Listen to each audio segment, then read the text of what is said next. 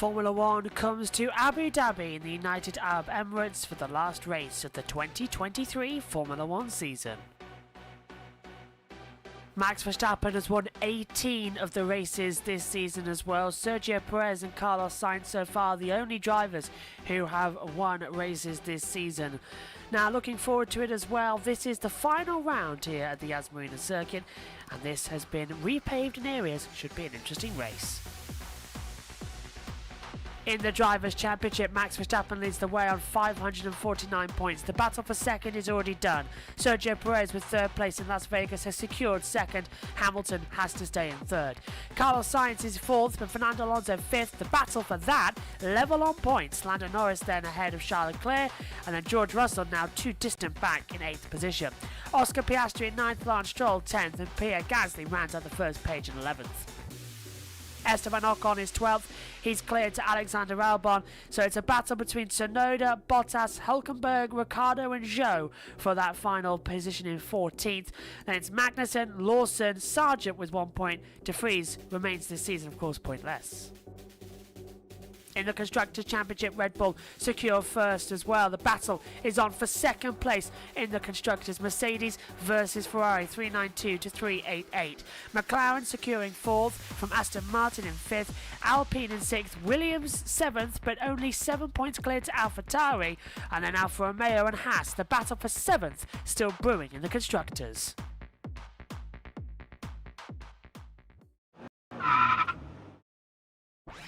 Let's take a look at the Yaz Marina circuit in Abu Dhabi. 3.281 miles, 16 corners, a total as well of 58 laps. It's a fantastic sweeping circuit that has been modified since opened but still provides a challenge.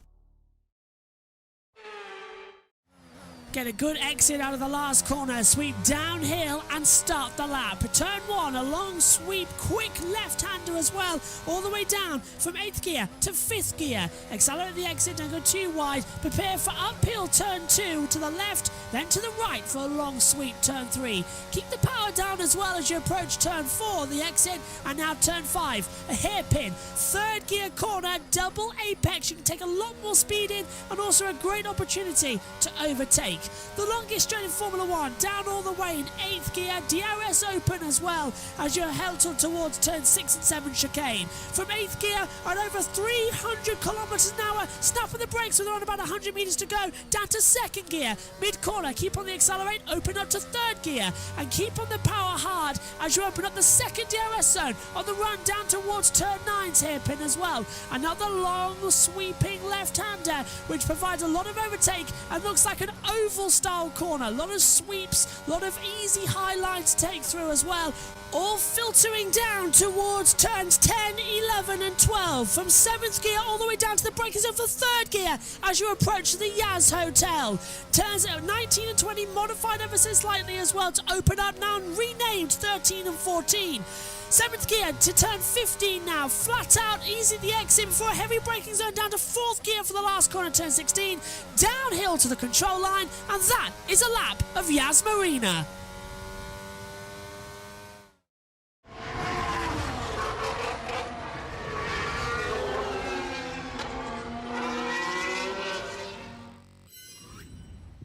Hello and welcome to the F1 Abu Dhabi pre-race show.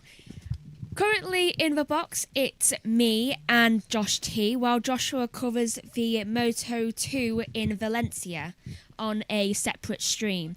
Hello, Josh. Hello, and it's good to see Tom on Sky Sports F1, given his favourite moment of the season, but we're getting ready.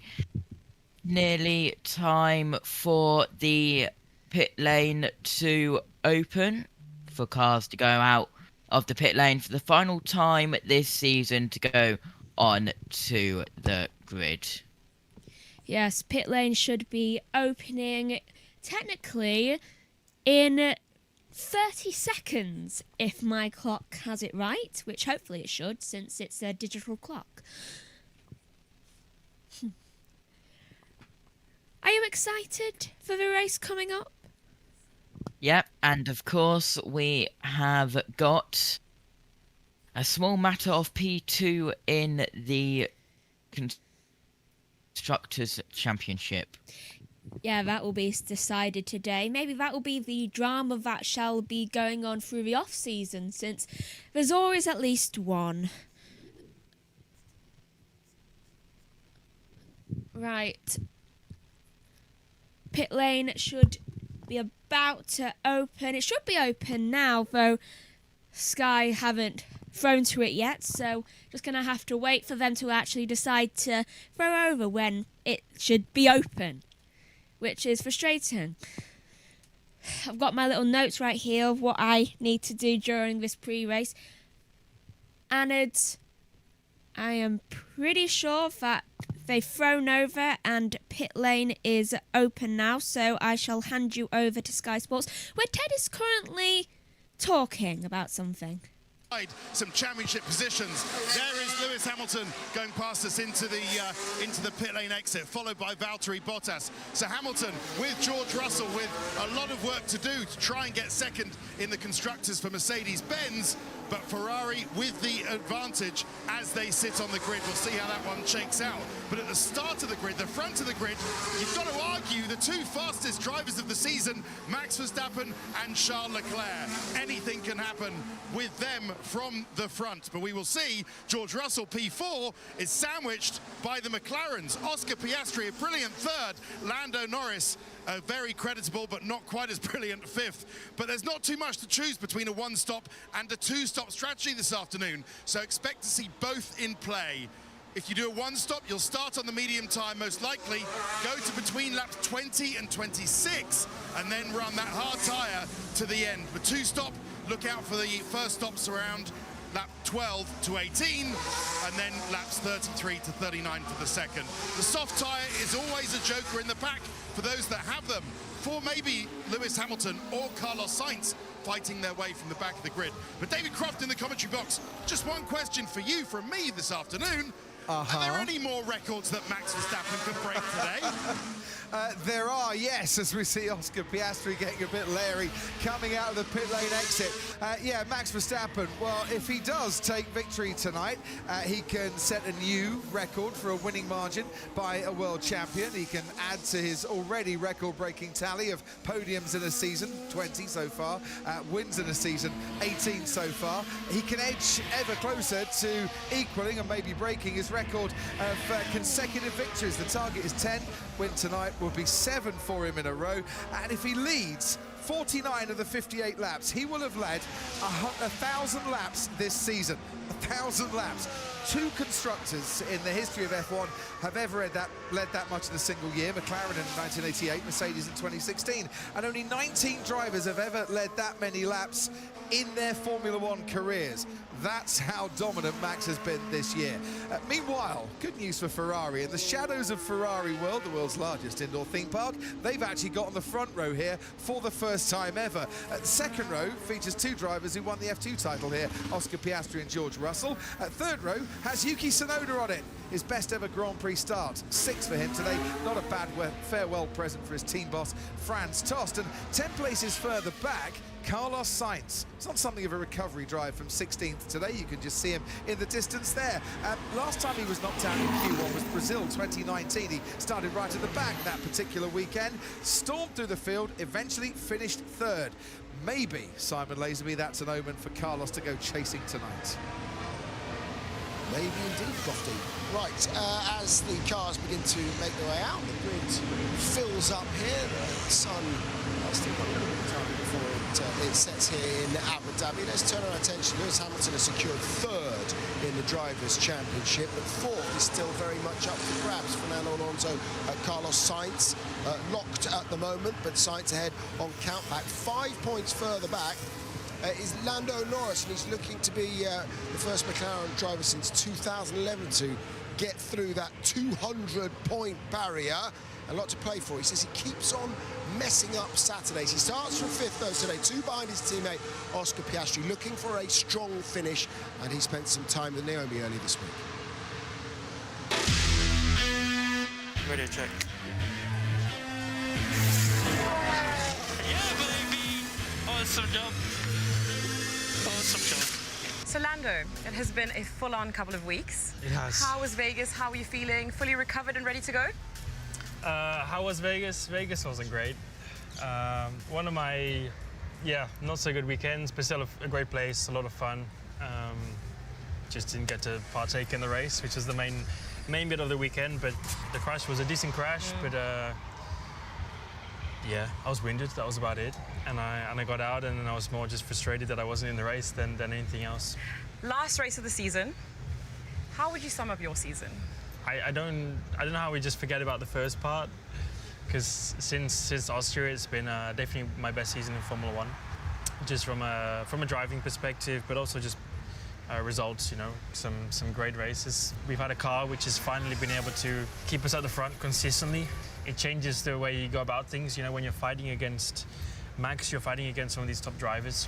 It's a different race to when you're in 15th and 16th and things like that. So it's been great. I'm very happy. I'm proud of the whole team that we finally found those things which allowed us to take that big step.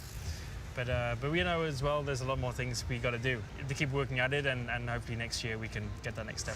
What would you say was the highlight though for you? Silverstone as a weekend is for me unbeatable. I don't think anything else, any other race, I don't think can beat it. Lando Norris leads the British Grand Prix! Podium in my home race.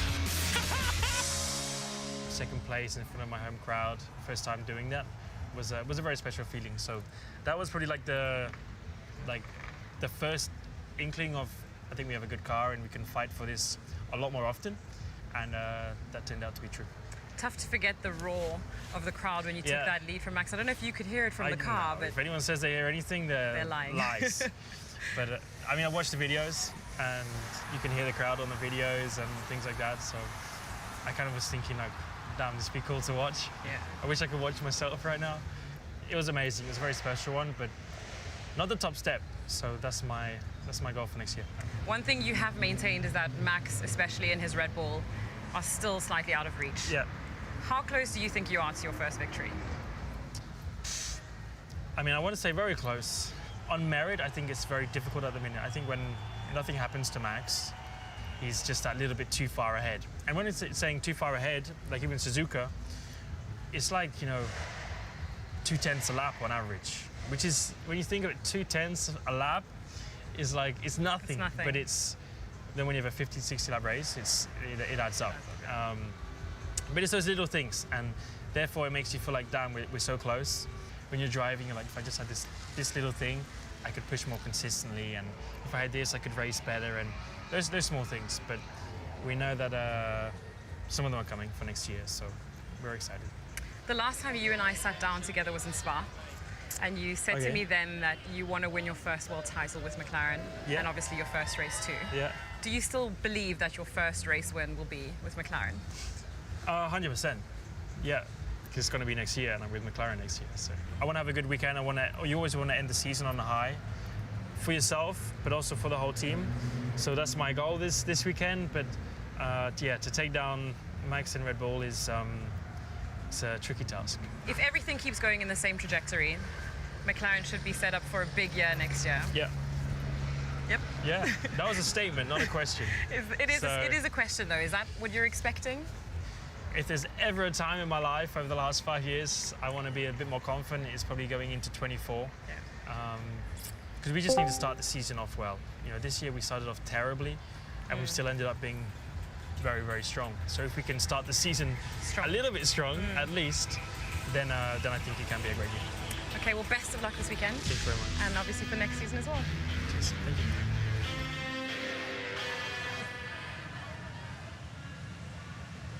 you. Well, I wonder, the law of diminishing returns and with the regulations staying stable for the next couple of years, there's two things here, okay? Red Bull have had quite a lot of time to look at next year's car, but do you feel that on this rate of improvement, McLaren are on course for a victory next year? I really do think the only thing that could be flattering that is a little bit is that Red Bull has stopped developing and the people are still developing to catch up. So it looks like it might be closer than it really is. But there may be. It's harder and harder to wring the last drops out of a set of regulations, and I think that McLaren are doing a fantastic job, and I really do think that they can keep that going, and they've already cracked most of the problems and brought out a competitive car this season anyway. I agree. I think, as Damon pointed out, the regulations, although they're there and everyone keeps developing in a certain direction, they are quite tight, those regulations. So the question is, how much further can Red Bull really push that car? And everyone ultimately is going to keep closing that gap towards them. So, Lando is the driver on the grid who's had the second biggest points haul in the second half of the season after Max Verstappen. So that in itself is hugely positive. I think he's even left a couple of points on the table sometimes, making a few mistakes when he had a car that could really perform. But, you've got to give a big hats off to Lando. He's been extremely patient in that McLaren for it to come to this point where he's finally got some equipment that puts him on the podium, and hopefully, I was a bit upset that he said he's hoping for his first win next year. There's still one race today, isn't there? Yeah. I mean, starting in fifth, though, it's going to be hard. You never know, do you? You never know. But obviously, he's pointing out his highlight, Silverstone there. You know what it's like to win your home Grand Prix. You'd absolutely love to do that. I wondered, though, with Oscar coming in and performing so well and being the most successful rookie, the first rookie since Lewis Hamilton back in 2007, to get multiple podiums, has that brought the best out of him? As it brought about Lando, I think Lando gives the best all the time. I think he was annoyed yesterday with his qualifying. He dropped the ball a little bit at the end, which probably cost him out qualifying Oscar. But nevertheless, I think Oscar's done such a fantastic job. I don't think anybody can complain about having a teammate like that next to him. But when you have a teammate like that pushing you, I mean, when Lando was paired with Daniel, I think he maybe could have been more comfortable, whereas now, Oscar is really not to be underestimated in his first year. He seems to be a rookie extraordinaire. He won his F3 season in his rookie year. He won the F2 season in his rookie year. So he's a great rookie, and he's been putting Lando under pressure, and I think that'll make the team as a whole a lot stronger. Grid filling up. There are a lot of people heading towards us right now. Final explainer of the year, because it's a good opportunity under the lights to see just the amount of detail that goes on a driver's dash. Here's Ted to explain exactly what's going on. The last two races of the season are held at night, which gives us a great opportunity to snoop into the driver's cockpit and to answer the question, what are all those numbers on the steering wheel dashboard and what do they mean? Well, before the car goes out on track, here's what George Russell and Lewis Hamilton's display is telling them. Clockwise from the top, the car is in neutral. They've done 25 laps in the session. The brake balance is set to 57, which means the fronts are doing a bit more work than the rears. Then there's the last lap and target lap time, which will come alive when the car starts running.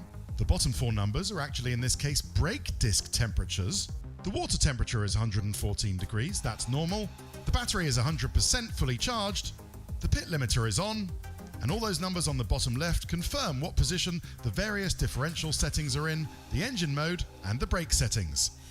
But once out on track, and unlike us on the roads, F1 drivers don't need to know what speed they're doing or what revs they're pulling, although a rough guide to revs and purple shift lights are here at the top edge of the steering wheel. In fact, the Ferrari dash looks to be one of the more user-friendly on the grid, with all the important numbers nice and big and easily understandable colour codes, unlike the Alpine dash, which is just 8 sets of numbers chucked together in a couple of columns. I love numbers in general. I've always been good with mathematics. Is that the way you want? Is that the way you want it on there? Oh yeah, I usually am the sort of guy that likes a lot of information. So yeah. As for everyone else, live tyre temperatures are vital to keeping their race strategies on track. The Haas has the 4 numbers nicely displayed in the middle. You can see here the front right is only 85 degrees C, rather than the optimum of around 100 degrees. But that's if you want to know the temperatures themselves. Daniel Ricciardo just has a scale from 1 to 11, yes, of course it goes up to 11, telling him how hot or cold his tyres are. But there's a difference between tyre surface temperatures and tyre carcass temperatures that Sauber have found a clever solution to. Colours for the surface temperatures: blue or purple for too cold, green for just right, and red for, you guessed it, too hot. For the surface temp, I believe you're not allowed to have numbers shown on the dash. For the carcass you can have, so I think that's the reason for the colors. They were mostly purple in Vegas. Correct.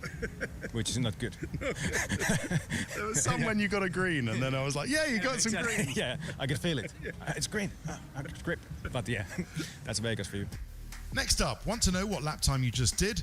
That's displayed top right on the Aston Martin, but on the Mercedes it's top left, just without the minute.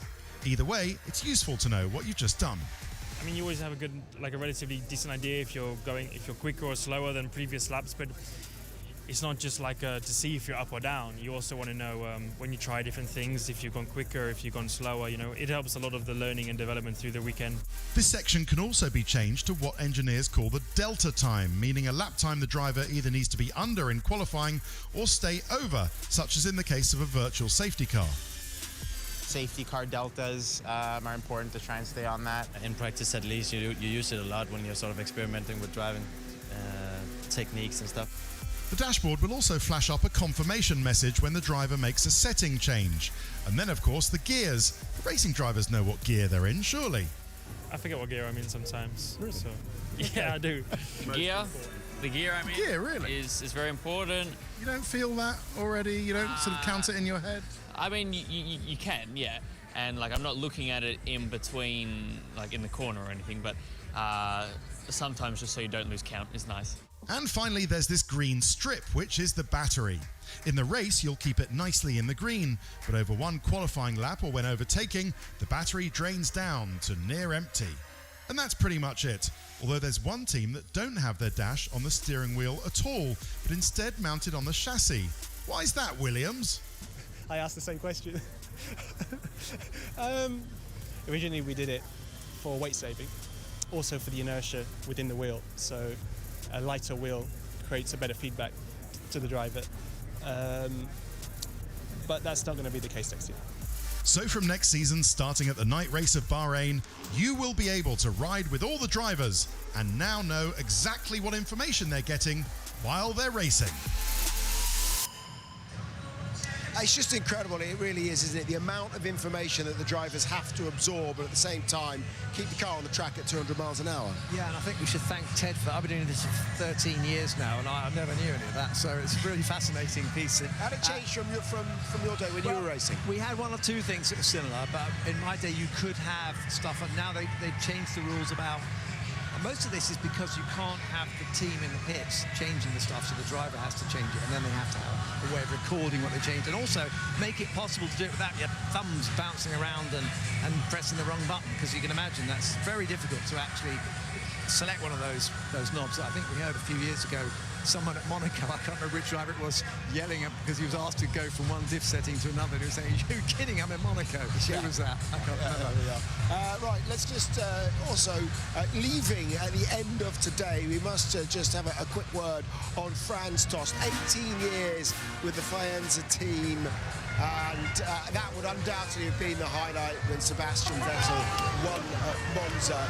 He's a man occasionally of few words, but he's responsible for bringing a lot of young drivers through the Red Bull program.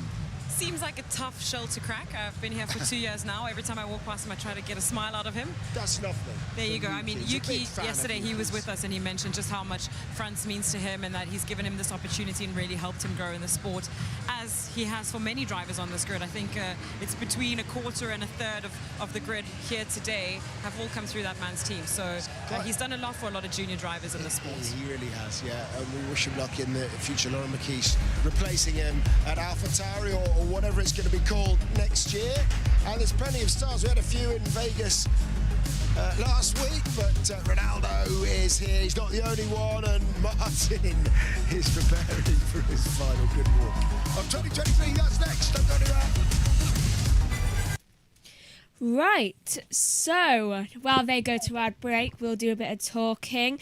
There are 32 minutes left until the race commences, and I see Adam's joined finally. So, hello, Adam. Hi, Megan. How are you? I'm good. It's the last day of school, so what a Well, season we've had here in Formula One. So I just hope we got the Magnums. I think yeah oh yeah, for all you viewers who are watching who don't live in the United States, the latest issue of Prime magazine, it has Max Verstappen on the cover. I saw that yesterday when I was going to the grocery store. I was like, wow. I never thought I'd see an F1 driver on the cover of a news magazine over here, but it's happened. And yeah, like I said yesterday, or on Friday, it's the year of Red Bull and the year of Max, and man, he's I've run out of words, how to describe him. It's just remarkable. It is. It really is. I feel like he's every single place you look now. Yeah. Yeah. It's like, actually,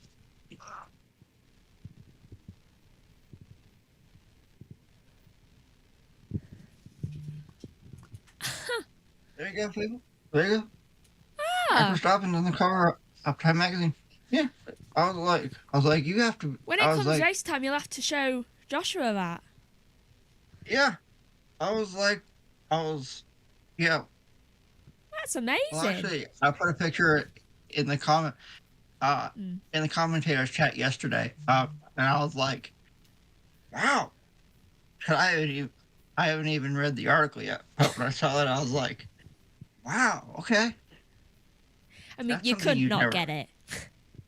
Yeah, yeah. I mean, I will say that it seems like just yesterday we started the year, and now we're here, the end of the year. It's like, where has the time gone, Megan? I know, Gosh, it it's goes like- so quick. Weren't we just at the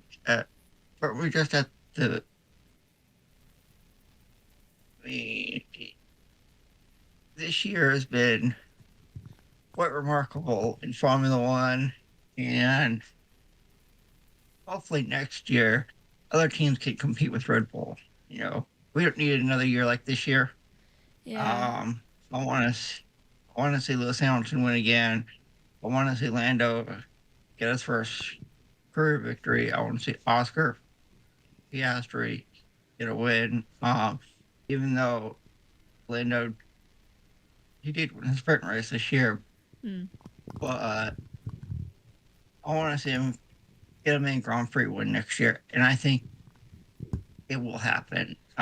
He's too good of a driver not to win. I agree. I hope it will be McLaren's year next year. Yes, and yeah, and also I want to see Williams do really good. They came on strong. After Silverstone, and hopefully, hopefully we see Logan Sargent in the car next year. Since I'm an American, it'd be kind of cool to see him back on the F1 grid. So we'll see. I mean, it'll be nice to have a little bit of a break. For everyone to spend time with their families, and then we'll get hopping again with preseason testing. Oh, and we're going back to the Sky thing, so we're at Sky Kids right now. Do we put that on? Though I do have a quick stat to say before I put this on, which I have been wanting to say, which I think you two will find interesting. Then I'll throw over to Sky where the kids are currently speaking, so I'll say it quickly. And let's go to the grid walk quickly. Max, if he leads 49 laps today, will have led 1,000 laps this season. So I'll leave you two to process that while I head back over to Martin's grid walk on Sky. You're going to be down there doing your grid walk. Who have you lined up? I have lined up, as always, absolutely nobody. Marta, a very, very famous footballer. How are you? I'm good. Better now. I'm with you, a big legend. I'm not so sure about that. Music start. I thought you're the legend. Can you get in there, Jackie? You can't beat up to Jackie Stewart. You really can't. We're going to try something a little bit different today. How does the car feel out there going to the grid? It generally feels pretty terrible. Fernando, pit lane start, a lot of work to do. Stop for a second to say what an excellent job you do. Martin Whitmarsh used to be, he's the guy who fired me at McLaren actually. Clarkson, shouldn't you be like planting turnips and milking your chickens at the farm? So they told me I'd recognise you because you're bricked and you're... Still working. I'm revving up right now. Are you Team Lewis this evening? Team Lewis, that's my guy. Lewis Hamilton, baby. This is the big show, Brundle. Everyone loves you too, baby. Yeah, crazy year, last race of the year, as Simon said, and there are a couple of people on this grid I want to have a quick chat with because it's their last race, certainly in their current positions. And a young man here called Joseph Leberer, who's been in Formula One 36 years, and you were Senna's guru back in the day, weren't you?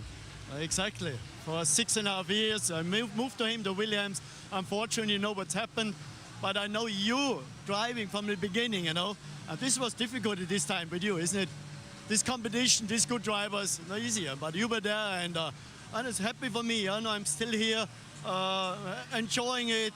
Fantastic Formula One season is more exciting than ever. You've always been so enthusiastic. What's your best memory of being in Formula One for 36 years? Well, was it Senna or was it more recently?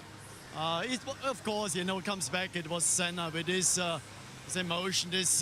You win so many races. You know, it's nice.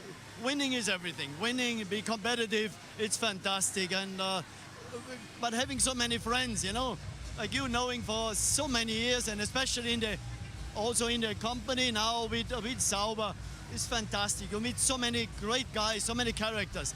And this is what it's all about, isn't it? Absolutely. You've been a great friend. Thank Good luck. you. Same with you. Luck. Thank you very much. And we're just going to have a quick word with Franz Tost here as well. Franz, so your last day with AlphaTauri, or whatever it might be called next year. How are you feeling? Currently, I feel nervous because we have to show a good performance. We have to score many points because our target is to finish 7th in the Constructors' Championship. And this is, to be honest, the only thing I'm just thinking. Is it goodbye for now, or is it farewell to Formula One for you? No, I must say that Formula One is something special for me. I love Formula One. I'm a Formula One fan since I'm 6, 7, 8 years old. When I was young, I always collected all the motorsport magazines, and Formula One is the biggest part of my life, and Formula One will stay the biggest part of my life because I will also watch all the races from home. This is for sure. All right, thank you for everything you've done. Good luck with whatever you do. Right, let's dive in and see what can happen. I think we saw the Hemsworth brothers wandering down. I don't really want to talk to them because they're way too good looking, to be honest. But we'll just do a quick flyby. We'll get them a little bit later on. Flyby, Mika Hakkinen, all good, my friend? Good to see you, man. How's it going? Brilliant so far, especially now I've seen you. Oh, thank you, thank you. Are you good? You haven't got any older, Martin. I have. You look young. All right, good to see you. Have a great race. Good to see you later. Well, we don't have a great race, but enjoy the race, I mean. All right, let's have a word here. Very famous golfer, of course. Martin Brundle, Sky F1. How are you? The intimidating figure. Is that right? Am I intimidating? Oh dear, oh dear. Good. So, what are you doing out of this part of the world? Well, I'm not racing. No, it's cool. Yeah, come to watch me. My season's over. We live in Dubai, so I got the invite from DP World, so I've come and spent a bit of time with McLaren today. Very cool. Yeah, there's a lot of energy about, isn't there? Incredible. It's a lot louder and faster than anything I do on a daily basis. Yeah, wait until they get up and running.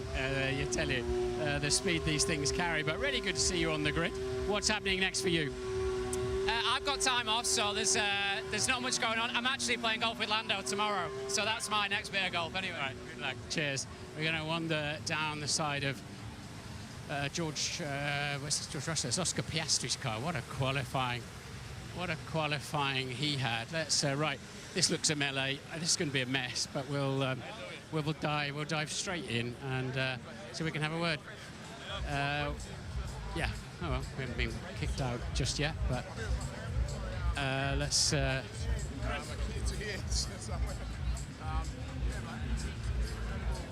Chris, Martin Brundle, Sky F1. Chris, Martin Brundle, Sky F1. How are you doing? Good to see you on the grid. Yep. Loved you and James Hunt, of course. Yeah, thank you very much. And all of that. So good. What brings you out this part of the world? Just see the race, you know. I've got my dad here as well, and my mum and my kids, and the atmosphere is always incredible. And given the opportunity, we leapt at it. So. All right. Who are you cheering for today? Oscar Piastri, fellow Australian. Brilliant, and what a sensational job he's done this year. He's so calm and confident. And what, 22 years old? I mean, pretty wild. All right, good stuff. Good to see you. Right, let's wander over here and see who else we can interrupt. Oh, we're getting quite near there. I never know where I am on the grid, by the way. I have no idea how many rows I've made my way through. But it looks like I've turned up at the front, so let's see see who we can find. We've got Sir Jackie there. He's not standing in the rope again, is he? That's all right. Don't worry. I'm just gonna. That's all right. Honestly, I can go down there. Who are you? Who are you with? Okay, Jackie's got busy there. So we'll wander through the. I can't say this guy sort of keeps getting hold of me. Look, you have to let go, my friend. I'm not going. I'm just blocking. You have to let go because we got a job to do. Right, where are we? There's Will I Am as well. We had a chat with in Vegas. Will, you said you'd be here, and here you are. Hey, there you go. I see you again. Different country. Yeah, I know. That was a long old flight, wasn't it? But you've probably been somewhere else in between. No, I was in Vegas, then LA, then here. Are you performing here this week? Anything going on? We have a show, Black Eyed Peas. We have a show on Tuesday, after the race, obviously. But it's great to be here today. All right, good stuff. Good to see you as always. And I'm gonna move on. Thank you, Maria. Martin Brundle from Sky F1. A quick chat. Lovely to see you on the grid. You too. Thank you. I think we have seen you before in Formula One. I think you're a bit of a Formula One fan. I have. This is actually my second time to the Abu Dhabi race. This time I'm not playing so I can enjoy it and have fun and see all the athletes perform, and yeah. It's pretty intense. The trouble is in our game, because the drivers are so far inside the car, you don't realise how much of an athlete they are, in fact. But yeah, physically and most importantly mentally, you know, to keep going no matter if you're behind or ahead, constantly being up to the challenge. Unlike you, when you're out in the open at Wimbledon or something, everybody can see you. We can't see. They're buried inside the car, but you can hear them. In our sport, you couldn't really hear us. It was all in our thoughts. So at least here, you can hear them a little bit more. And any particular driver you'd like to see win tonight? I've known Lewis for many years. I always support him, but overall, just loving being back in Abu Dhabi. All right, thank you for talking to us. Oops, sorry about that. What a lovely lady. And right, let's wander over here and see what else we could do. We've got some drivers. See if we can have a quick chat with a driver and see if we can learn something. You okay for a chat, Charles? You okay for a quick chat? Sorry? You okay for a quick chat? I'm always okay. You're a very nice man then. Good. What can you tell us? So front row again, congratulations. That was a hell of a qualifying lap. Yeah, it was a good lap, but now obviously it's a 58 laps race, which will be much longer. Time management is going to be everything. We know that Mercedes has been very strong all weekend. I don't know, they didn't put everything together in quali yesterday, but today is going to be a big challenge. But we are fighting for the second place in the constructors, and I'll give everything. I know you always do. Thank you for taking the time. Good. George, you up for a chat? Cool. And great quali, well done. Thank you. Last race of the season. It's come quick. Full send then, yeah? Full send. I think so. It's going to be close with Charles. Lando's going to be quick. He was on a flyer yesterday, so don't really know what to expect. I'm sure Lewis is going to come back through as well, so it's going to be exciting. Yeah, absolutely. I mean, the first corner, it comes up quite quickly here, doesn't it, that T1? Yeah, it's a tricky one. I didn't realise you've not spoken to me all season. I don't know if you. I feel left out. I always see the memes on YouTube of you chatting with everyone, so I feel like. I'm really sorry about that. I thought you were normally like, no, I'm not talking to you. We'll do more of it next year. Yeah, good. Right. Well, I know you've had a tricky one, but we've really enjoyed your commitment this year. Have a good one. Cheers. Good stuff. I've lost complete track of how long I've got. Yuki, well done. What a qualifying. You must be happy. Yeah, very happy. I ended up probably best qualifying so far. And yeah, it's a good position to start for the, scoring of points for beating the Williams. That's what we aim for. So yeah, see how it goes. And you've got something on your crash helmet for Franz Tost, I believe? Yeah, I just want to appreciate he's maybe a big part of my career, so I just want to appreciate, and I'm planning to give him as a present, but obviously for him it will be the P7 is the biggest present for him, so hope that I can give both of them. All right, good luck. Have a great race. And right, we've got probably 40 seconds left. You can see all the megas over the other side there. Flavio Briatore there. We haven't seen him on the grid for a while. Obviously, ex-Benetton, formerly one of my bosses. The safety car here standing. Bernd Mailander ready. It's only about a 45% chance of using that historically in the last 14 years. But it's actually quite serene here. The drivers are lined up with the grid kids. You can see the famous lights up there, and an incredible podium we're going to see later on behind us there, Lee. They've sort of tried to do a bit of a Monza up there with that podium, and so then the fans will be allowed onto track. Looking forward to that at the end of the race. But first of all, as the lights take over from the sunshine and the atmosphere will grow, we're looking forward to a great race.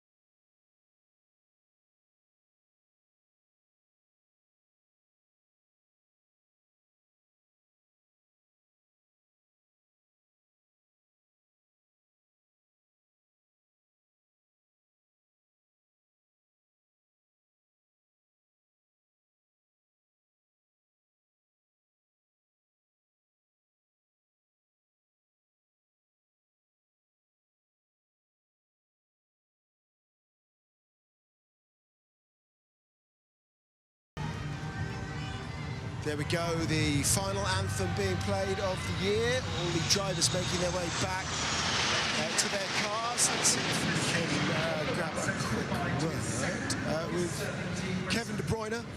That's a big Manchester City fan. I thought I'd have to grab you, Kevin.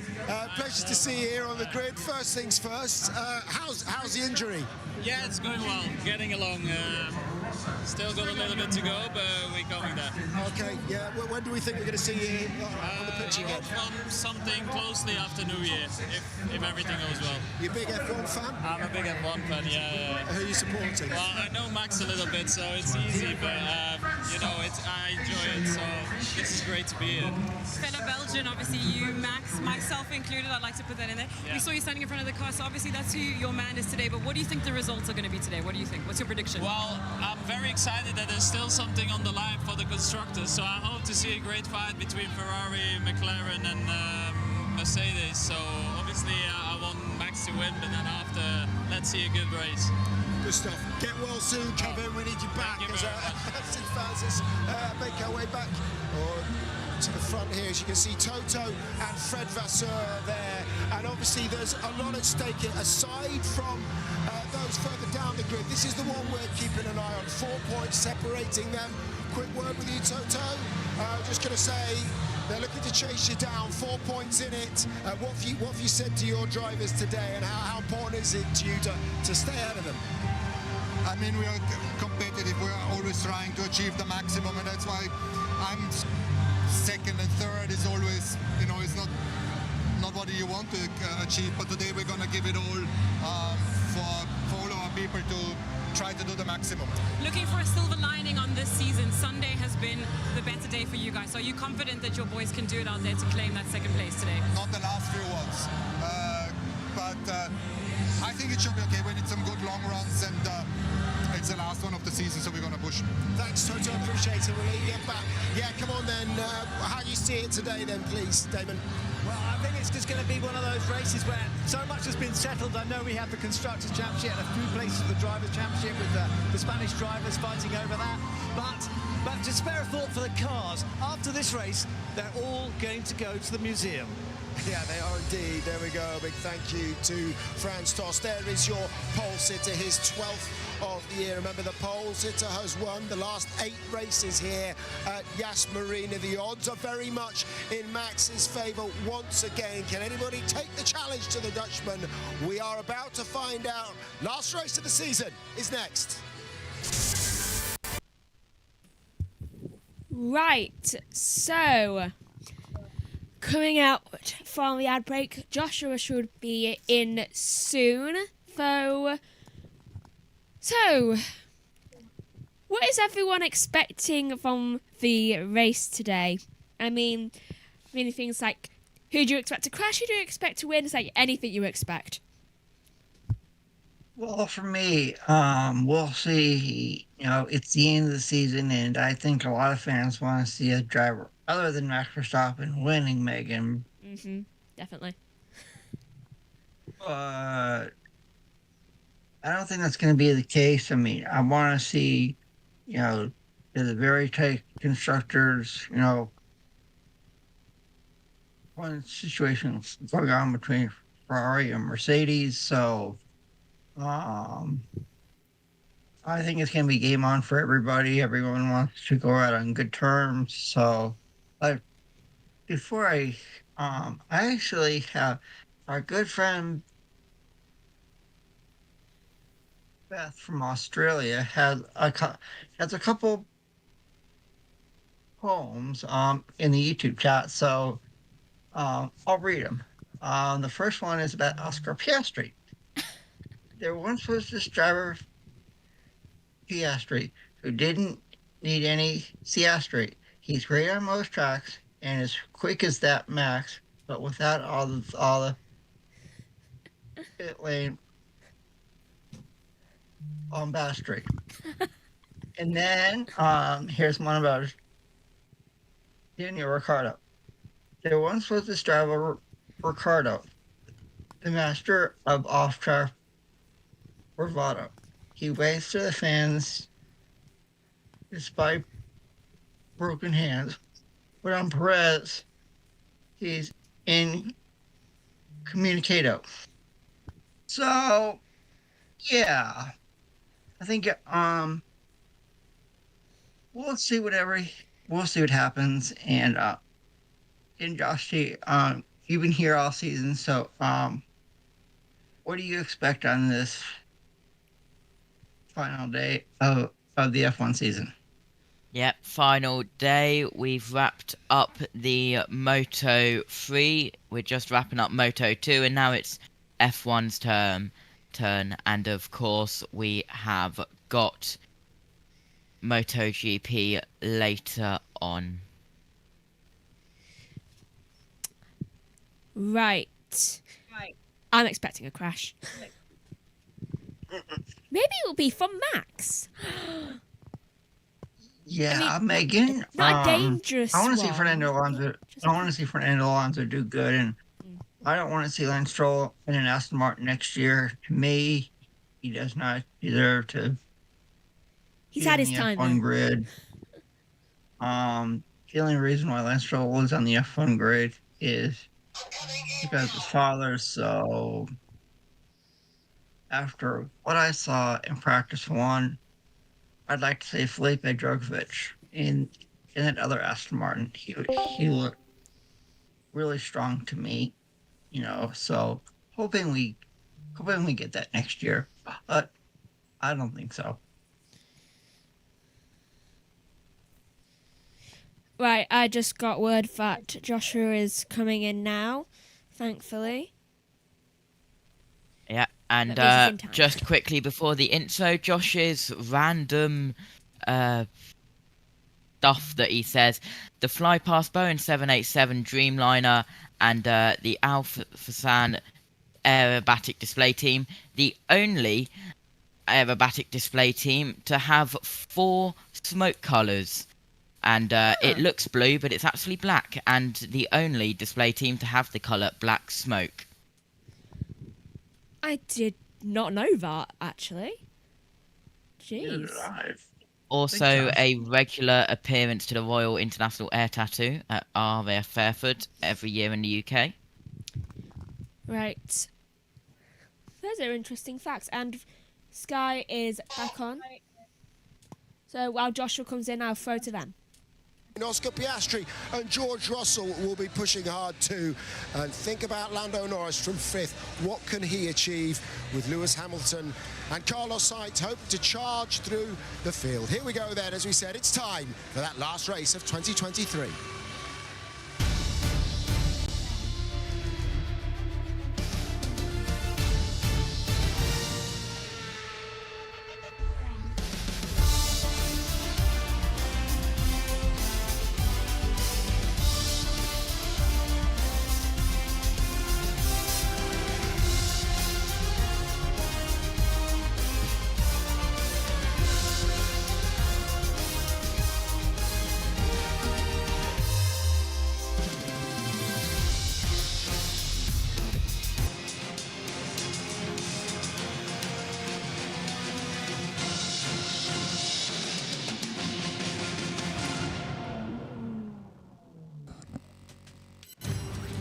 For one more time in 2023, the Formula One paddock converges on a racetrack. Welcome to the United Arab Emirates. It is round 22 of the 2023 campaign, and Abu Dhabi plays host. We've been here before though. Championships have been decided, but there's nothing left to play for. A roll of the dice as we go into the final. Welcome to Abu Dhabi. It's our 4th visit as well to the Gulf Air State as well, alongside Bahrain, alongside here. And we're all looking forward to it. It's a 5.281 kilometre circuit, 3.82 miles.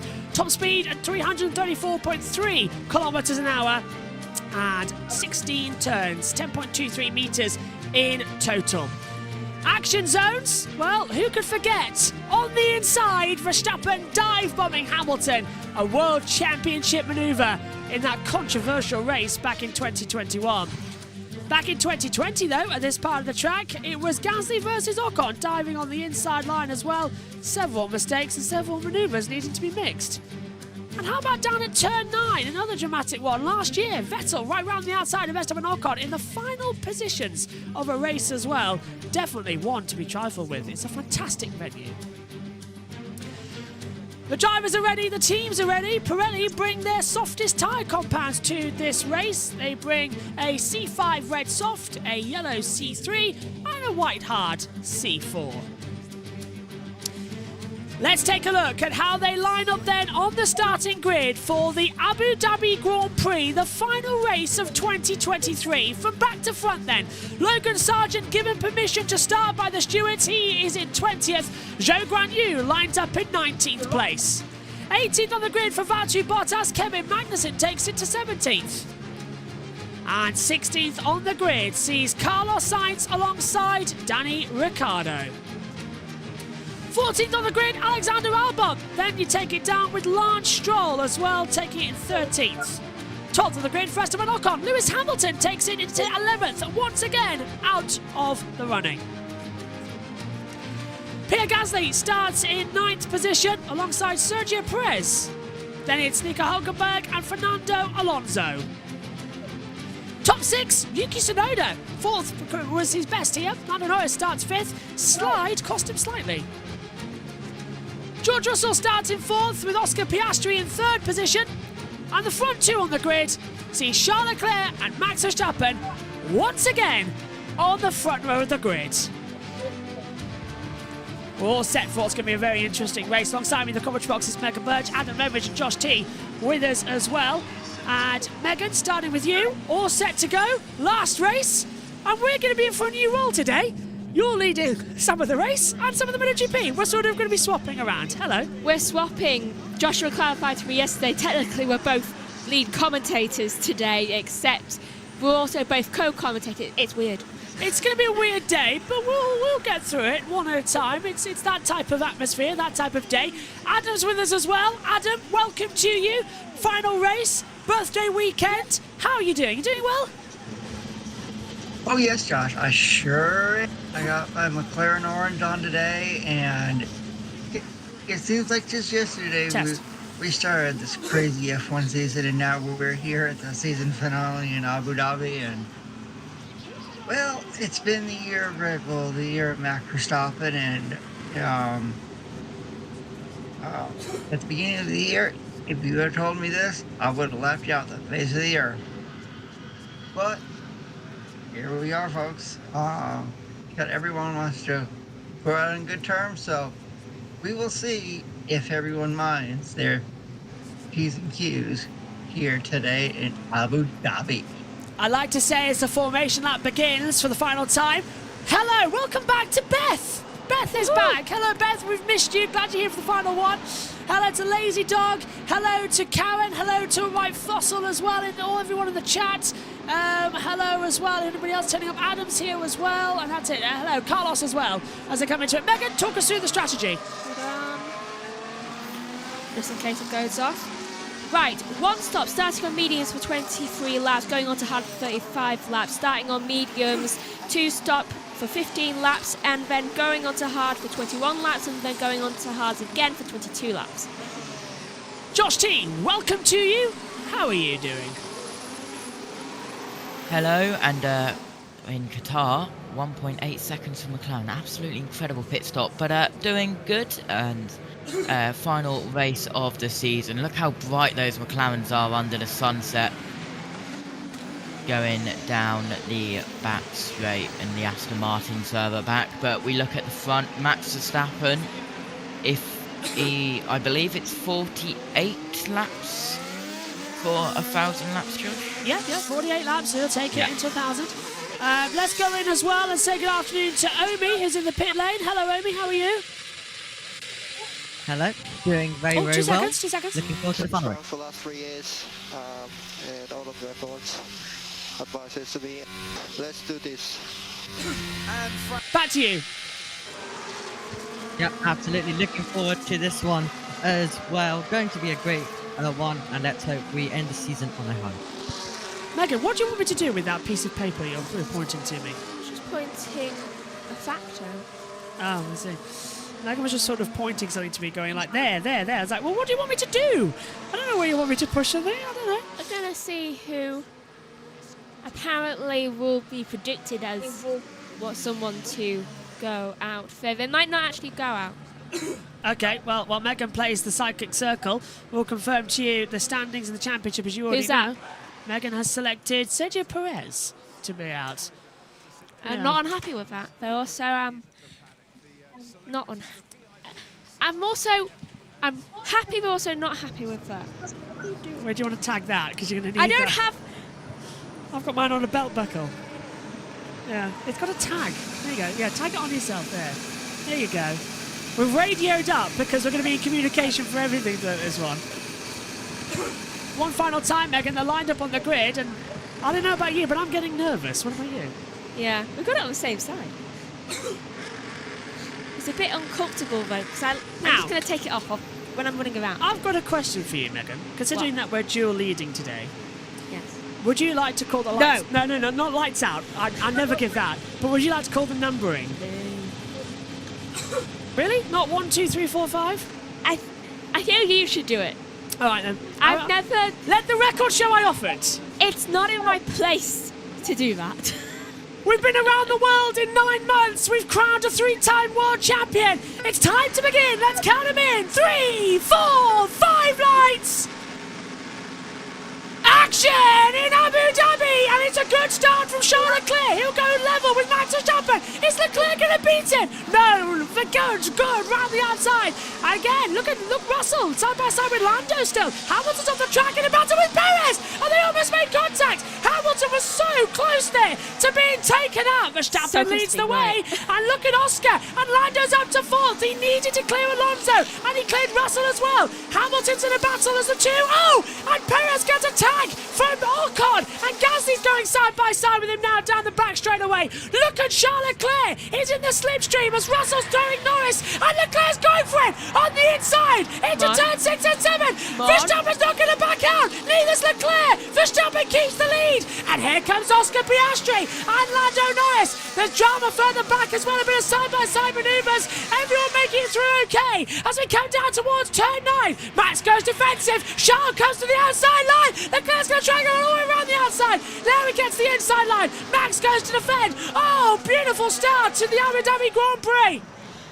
I see everything's going for Perez right now. He wants him to be out, and so apparently does my prediction. So be out, please. But also, Lando has made his way up into 4th, which is impressive. So he could win, hopefully. This is what we were saying. True pace coming, not in qualifying, but in the race. The McLaren 3-4, end of lap 1, Adam. And who would have guessed that start? Leclerc's got some energy to attack Max like that.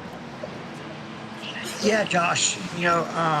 I truly thought Charles Leclerc would get the jump and lead in turn 1, and I was really happy to see him battling this Max Verstappen. And how about those two McLarens? I think next year, if I'm Red Bull, I wouldn't look past them, since I think next year they're going to contend and they will win. It's not going to be the year of Red Bull next year. I think we'll see multiple teams getting wins. And we see, almost a pass on. Yeah, Lando trying to have a go on the inside of Oscar. Didn't work out that much as he tries again. No DRS into the next lap. I tell you what though, Josh T, good start, but bad start for the two Williamses. 18th and 20th now, and that's crucial for the battle for 7th in the championship, because right now, AlphaTauri are going to take them with Tsunoda in 6th. Yeah, absolutely. Albon just overtakes Zoe, but Zoe overtakes Albon again. Piastri is closing in on Leclerc. And fastest first sector to Alonso, 18.292 as well. Omi, I presume down there in the pit lane you had your heart in your mouth with Leclerc on that opening lap. Yeah, I was hoping that he could take the lead. However, it wasn't to be, and now Oscar Piastri is actually applying the pressure as well. But yeah, an interesting opening lap and a great way to start the Grand Prix. DRS is enabled, so Max has already pulled out a 1.3 second advantage. The gap between Piastri and Leclerc is at 7/10, so Piastri and Norris and Russell and Tsunoda and Alonso, Gasly, Hamilton, Perez, Ocon, Stroll, they all have DRS down that back straightaway. Sainz is the only one who's up to 13th, who's dropped out of it. So now, lights up the DRS chicken play as we come down towards turn 6 and 7, Adam. And now Leclerc's going to start feeling it, but he's pulled into a 7/10 to Max. So Max not having the pace here that we thought he would. Yeah, Josh, you took the words right out of my mouth. And we have, I see, check on himself position here, and this has been I think McLaren has been really good, over the last few months, and I think we will see a McLaren on podium today as we get a look at the start of the race. Max Verstappen, he got a really solid launch and took the lead from Charles Leclerc going in turn 1. And here comes Lando and Oscar Piastri in the 3rd and 4th respectively, and it was truly a nice start. I thought we would see some chaos, but I'm glad everyone minded their P's and Q's. Good start there, Megan, I thought, from Sainz, making his way up from the grid from being out in Q1. But it was this run from Leclerc. He did not give up, using all of the challenges. Is that aggressive from Max, or was that aggressive from Charles? How do you read that? Aggressive from Charles, I would say. Max was struggling a bit to defend. Here we're on board with Sergio Perez right now. Let's see how he started off the race immediately. Lando trying Norris to wheel through with defend. Piastri. Oh, yeah, so the two McLarens are battling, and Lando's through. Lando has passed Piastri, as we hear from Perez. That's all right, Checo. You went out turn 5, so it's all fair. Go on. Well, I think he forced him off the track there, Megan. What do you think? Forcing. Right, so in the replays, we've missed a crucial battle between the two teammates. F1's TV direction is so poor, I am amazed. So, we do get to see him overtaking Russell. Oh, yay. Does it remind me again who decided that this was good? I don't think anybody did. They might have just flipped a coin. Here we go. This is the move with the DRS down towards turn 6 on the inside line. And Lando breezing through on his teammate. But fair's fair. Oscar did defend quite well. But that was half a lap ago. We're now starting. We've missed a whole lap in that replay. They've got to go side by side now. Full screen replays in this day and age are not good. I'm getting so fed up with not being able to see the actual track. Yeah, we need we've got multi-viewer for the timings and the driver tracker, but we need multi-viewer actually to see action on the circuit. We need a VPN, we need another monitor as well. We need that going on. Megan's noticed something in the box. What? Is there any way you can go down on that so I can actually see who it was? Yeah, who was off where? What have you spotted? I'm sorry. Stop. Hulkenberg. Feels like the understeer is building at the moment, says Nico That Hulkenberg. explains why he's dropping back. He can go back up now. Yeah, so Hulkenberg having problems out there on the circuit. Lift off for brakes, says Zhou Guanyu. So Zhou's having tyres overheating on the brakes already. And how's the balance, Lance? Yeah, not good. Not great, is it, as they come through. On board with George Russell. He's P5 as things stand, just taking it in little by little. It's lap 5 of the now resurged 58-lap race here in Abu Dhabi. Used to be, they took 2 distances off and then last year realised what was the point, so we're back to 58, the same as it was always, because it's just the same track and the race was a lap shorter for no reason. Why is Danny so upset about that? Yeah, I think it's his engineer. Tyres are okay for Danny Rick at least. Now, starting tyres, everyone's starting on the medium, bar Stroll, who's starting on 5-lap-old hard tyres.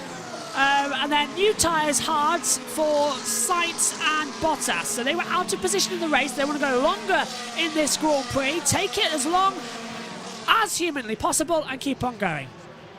And Max only 1.4 seconds ahead of Verstappen here. So Max not pulling out early on as we thought. Lando's got the DRS though. Why is Kev pitting? Yeah, Magnussen into the pits. And here he is. And he's going on to hard tyres, and he's done 5 laps on those. They've overheard from softs. Mercedes that hard is better. Yeah, the hards are always better. This is this might be why. Has he hit someone? Neither of them are on hard. Always locked up big time coming into the Yaz Hotel section. That's why he's gone wide. Yeah, it's strange because neither of them are on actual hard either. First track limits violation for Danny Ricciardo. Track limits at turn 1, lap 5. So Danny Rick has got 1. You can count it with a little time and then Megan inside the box. Adam, this is going to be good, but I've got a feeling Leclerc's now holding up the 2 McLarens. Ferrari's race pace not as good as the McLarens. Red Bulls aren't even as good as the McLarens. Yeah, I truly think we'll see the McLarens get around Charles Leclerc at some point, and we take a look here at the updated Constructor Championship. Ferrari goes ahead of Mercedes at the moment, 406 to 403. So that's good for Ferrari right now, as long as they can keep that pace up. Ferrari could steal second away from Mercedes, and I was just quite shocked. No, I didn't think I would. I thought Mercedes would go second in the Constructor Championship. So if Ferrari gets around him, I'm a shock. Russell on the inside of Piastri coming into turn 6. Thought he might have a little look, but he's backed out of it. Russell will get the cut back on better tyres. Now he starts accelerating at full throttle. Can Russell get through with the DRS? Piastri will go defensive and cut through. Russell will go to the outside line at turn 9. And it's sweet high. And it's swing down low. He goes out wide. Piastri comes back through. That's the beauty of turn 9. It gives the inside and outside equal opportunity. Piastri keeps ahead. And Russell's struggling out there, Megan. He just can't find the time. He's stuck behind the McLaren. That's how good McLaren are now. They're beating their customer team. They are. And Perez has... Oh, Ricardo radio. Possible tear-off in one of the front ducts. We are checking. We may have to take some actions. I'll keep you posted. That's why he said about the tyres being good. Are they overheating themselves? This is why there is a pocket. Yeah. Someone's throwing a tear off out the front there. So, Josh, that's going to be baking the brakes. This could be a huge problem for him. Yeah, absolutely. Got to keep an eye on that. And if it becomes a turn 7 incident involving Zoe and Albon, noted for forcing another driver off the track. Oh, okay. Didn't notice that was going to be a problematic. Into the pit lane comes Ricardo, and they have solved it. So they've boxed him in order to fix it. Kind of thought they would need to be fair. Kind of glad they have. Honestly, I am so fed up with the drivers just throwing their tear-offs out onto the track. You have a pocket for a reason. Do not just throw them out, because not only does that harm other drivers' tyres and engines, but also not good for the environment, is it? No. There's a reason that pocket is there, and I hope they yell at them when they are doing the meeting. Well, the meeting is coming up in the next few days, of course, in order to get everything else sorted. I'm just here at turn 5 and 6 for Perez, so he's in trouble. Megan's just been... it's been noted. Sargent and Magnussen for forcing another driver off the track now has been noted by the stewards. Yeah, another one. What, another one? Who was that mean? Or is that woman? Oh, another one? Yeah. Oh, another one, thank you. Another track limit? Another one, thank you. So there is Pato Award, McLaren IndyCar race winner, watching on in many a fantastic opportunity. It's lap 9 of 58 then. We are coming into the opening 10. And it's a beautiful scene. The sun won't set for another 20 minutes or so here as we pass Ferrari World. Beautiful venue there, Adam, isn't it? And that roller coaster, so want to go on that roller coaster. Yeah, Josh, that makes 2 of us. I've heard it's one of the fastest roller coasters in the world. So, I like roller coasters, and I'd thought, if you go over there, Josh, I'll join you and I'll ride the roller coaster with you. I like to... Oh, Perez on the inside line of Gasly. Trying to have a go. Not going to work out. Gasly shuts the door. I'd join you on that front, Adam, as well. It's going to be absolutely fantastic as... Oh, Megan's trying to take a photo of something, but it's not working on her camera. It's just not working, is it, Megan, at the moment? No, because it's decided to be evil. But also, I was trying to say, can you please go down on that, because I think I missed something. Magnussen's been forced off the track. Ricardo's lost the lap time as they try and take it. Thank you. You can go back up then. Megan's now just interrupting our own live tracker. Sainz, Sargent and Albon have just lost out, by the way, on overall runarounds. So it's not looking good there, I'm afraid. As we're trying to get the... I think they've cheered. Do you know, they're cheeking it all. I think they've locked out watching on Discovery Plus the MotoGP. Why do that? It's lap 10 of the race. Josh T, your thoughts on the race so far down there? Yep, good race. Sergio Perez now chasing Gasly for 8th. A lot of pushing drivers off track, so we'll have to see what the stewards think of that. But Perez within DRS and reviewed no further investigation for Zoe and Albon. But Perez, DRS is open now. Here we go. Gasly. Is he going to take a look? No, he's too far back. Continue. Oh, Ted. Sorry, Ted. Not that Russell has an inherently much faster car, but it's just ruining their strategy as they try to fight Ferrari in the constructors. Hamilton says he just doesn't have the pace to get anywhere past Sergio Perez and therefore Pierre Gasly in front of them. And Ocon actually very close behind Hamilton. So that's a very close fight that we're watching. So yeah, not looking good for Mercedes. Thank you very much, Ted. Yeah, it's not at the moment, is it? That's a bit of disappointment between them as we're about to start lap 11 of this one. So Ricardo and Magnussen just coming through turn 6 and 7 as well. They are way behind the field by some 13 seconds in total. So they've got a lot to catch up on in this Grand Prix. Megan is still here. She hasn't left just yet to cover anything. I'll be leaving. She's just writing out notes on race control. But yeah, lap 11:58, and there we see again Russell trying to pass Piastri. Here's the race strategies again, Megan. 23 laps for mediums or 15. Which do you think comes first? Will it be a 2-stop race or a 1-stop 15. race? No, 22. No, 23. Sorry. Do you reckon it'll be a 2-stop or a 1-stopper? It would seem like a 1-stop, but could go into a 2-stop if there's any other problems. Okay. Also, some of them will have 2 stops anyway though. Yeah, so it's a 2-stopper coming into it as well on the longer runs of positioning. This is Piastri. Looks good. It is good. This is good, Oscar defending well. I can barely hear the team radios popping up with the because I've got my headphones down low. There go! Oh, look up! Piastri's locked out. Russell's going to get the comeback at 6 and 7. Piastri is really making errors now. You can hear that lock-up screeching. Russell's got the DRS down towards turn 9. Pulls to the outside line. Russell versus Piastri, and Russell gets the job done. Swings down low, but did Perez pass Gasly? No, he didn't. But Russell finally ahead of Piastri by a mistake. That's good. That was good, Adam. Yeah. That was an incredible battle between Oscar Piastri and George Russell. If we take a look at a replay of the past score, I mean, Oscar, he just made one little mistake, and it cost him. Yeah. I mean, now can George Russell get to London Norris? Yeah. Will he pass him? No. That's hard to say. I don't think he will, personally. And let's hear from Max. Right front is slowly getting a bit hurt. Okay, understood. So Max is losing tyres. He's only on 11 lap on medium, so will he go for a 2-stop race and take 2 hards to the end of it? Verstappen just managing the pace. He's got 1.4, but if he boxes, he gives up track position.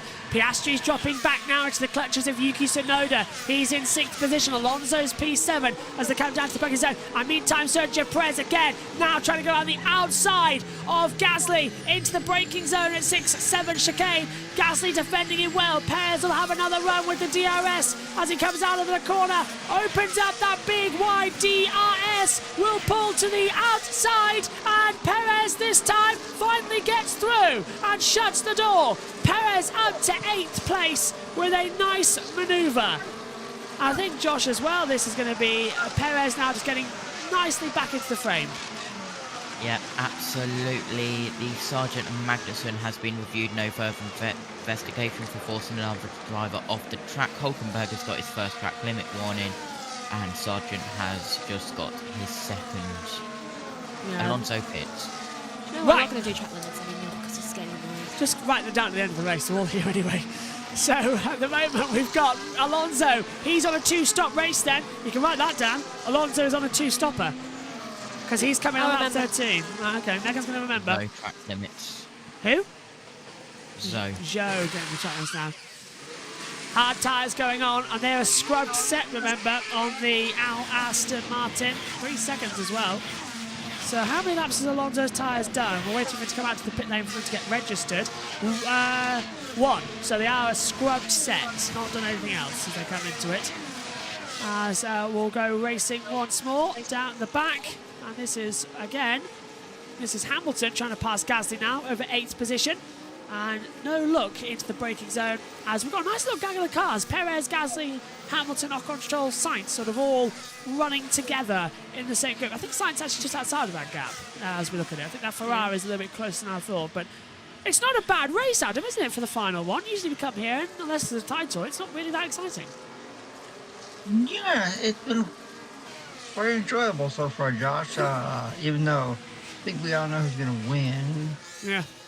But it's nice to see Lando Norris up there, George Russell up there, Oscar Piastri, and I will say Oscar Piastri has really surprised me over these last couple months, and I think next year McLaren in the pits, Piastri. and it is Oscar Piastri. Right, so two-stopper for him too.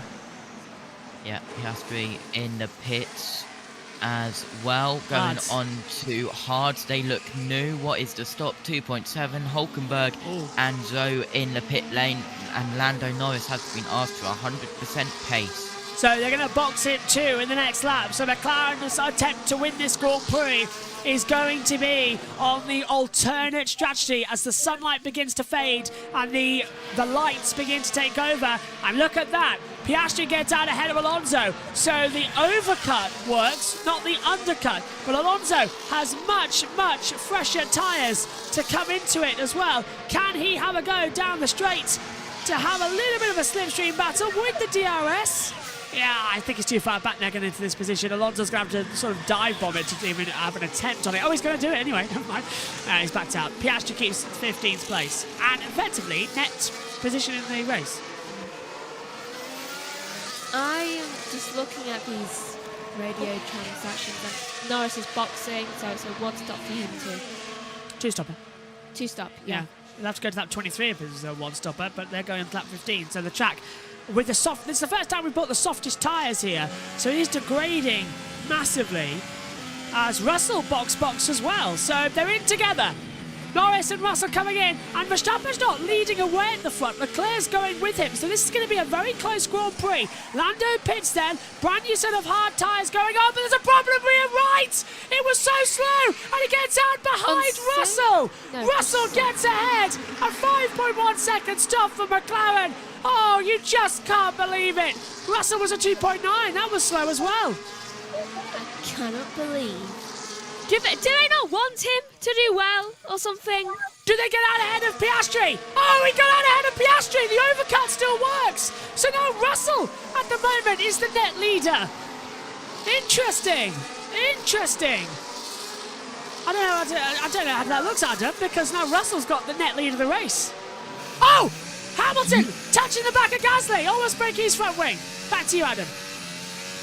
Yeah, like you said, Josh, the undercut didn't work, but the overcut, it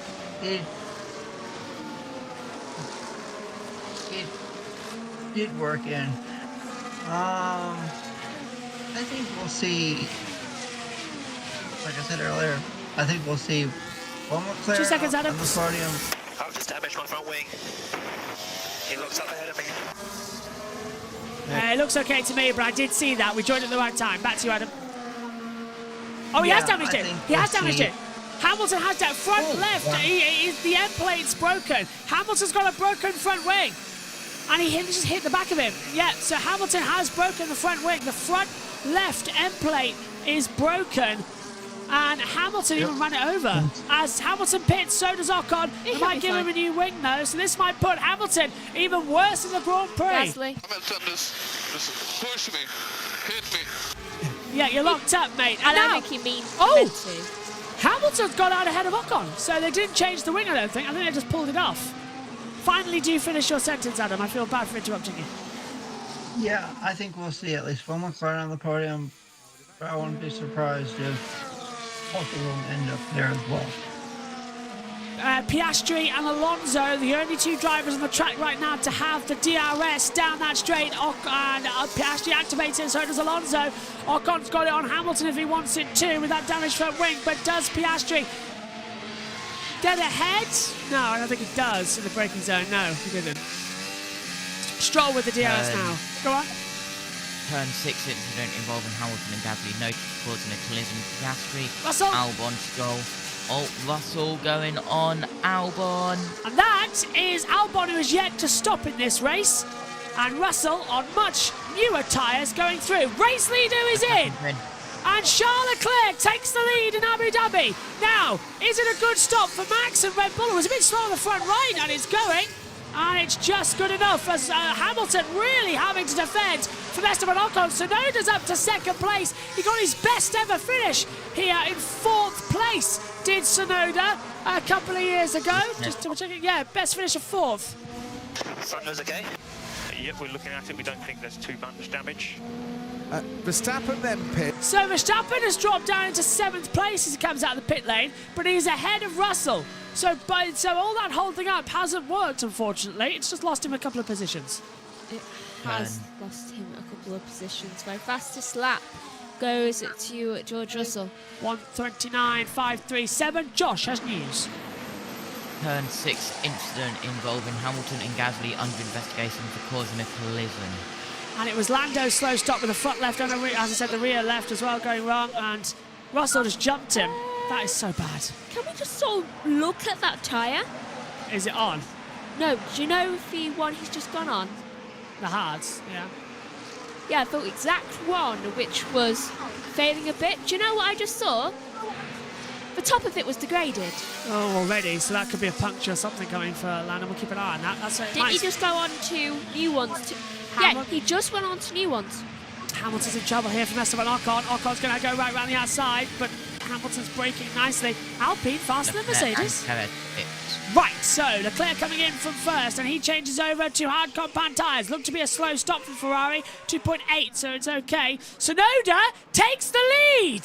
Yuki Tsunoda leads a lap here in Abu Dhabi. Perez pits, and in ahead of him is Gasly. 2.4, very good from Perez as they come down. And where's Max? Max is already in pit exit. Max has overtaken Leclerc. Max leads here in Abu Dhabi, the net leader. The top three is Tsunoda, Stroll, Sainz. Perez had a little bit of a slide under the track in pit exit. Yeah, something didn't look right there. There was some sparks on the top of it as well. I hope he hasn't got a broken toe link or anything. Say again? Ocon's about to bark. Russell's going to have a go at Bottas as well. The inside line down towards turn 6 and 7. He's made the move side by side. Russell gets ahead. So, former Mercedes driver gets passed by the guy who replaced him. Wait a minute. They've just said Pierre Box. Gasly would come in. Gasly. He's only just come through. Yeah, they have just said Pierre Box. And it came up on Ocon's thing for some reason. Bit of a glitch there, presumably with the team radios. Unless they've confirmed he's boxed, then that's all good. Unless Esteban has suddenly changed his name. Esteban. Esti Bestie. Yeah.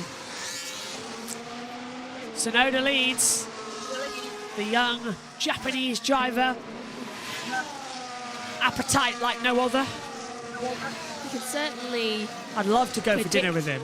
Yeah. All you can eat with Yuki Tsunoda would be fantastic. We'd both be arguing over the last spring roll in an all-you-can-eat bar. I love it. We should try and do that. Argue over the last spring roll? No, get in touch with AlphaTauri's, or whatever they're called next year. Racing Bulls. Yeah, Tsunoda's media manager. I've got the details. And to say, let's do an all-you-can-eat at a restaurant and do an interview at the same time. That'd be hilarious. I'll try and get that sorted over the winter. Here comes Verstappen though to pass Sainz on the inside. Verstappen takes third, and it was as easy as doing this. So, for those of you on the radio, I just pushed Megan. Okay. So, and let's hear from Gasly. I don't get how you can undercut me with the other car. The leading car. He's right. I don't understand. You'll have to explain me, because... So Esteban is 4.1 ahead. So Ted? we'll just focus on tire management. Still a long way to go. We can make this work. Don't know how. Not quite sure how they're going to make it work. Yeah, I don't think that was the answer he was looking for there, Ted. Because stopping Esteban Ocon 2 laps earlier lost Pierre Gasly about 5 seconds to Hamilton, and now what is it? 2 seconds to Ocon. So that phase, and it wasn't the quickest of stops at Alpine for Pierre Gasly.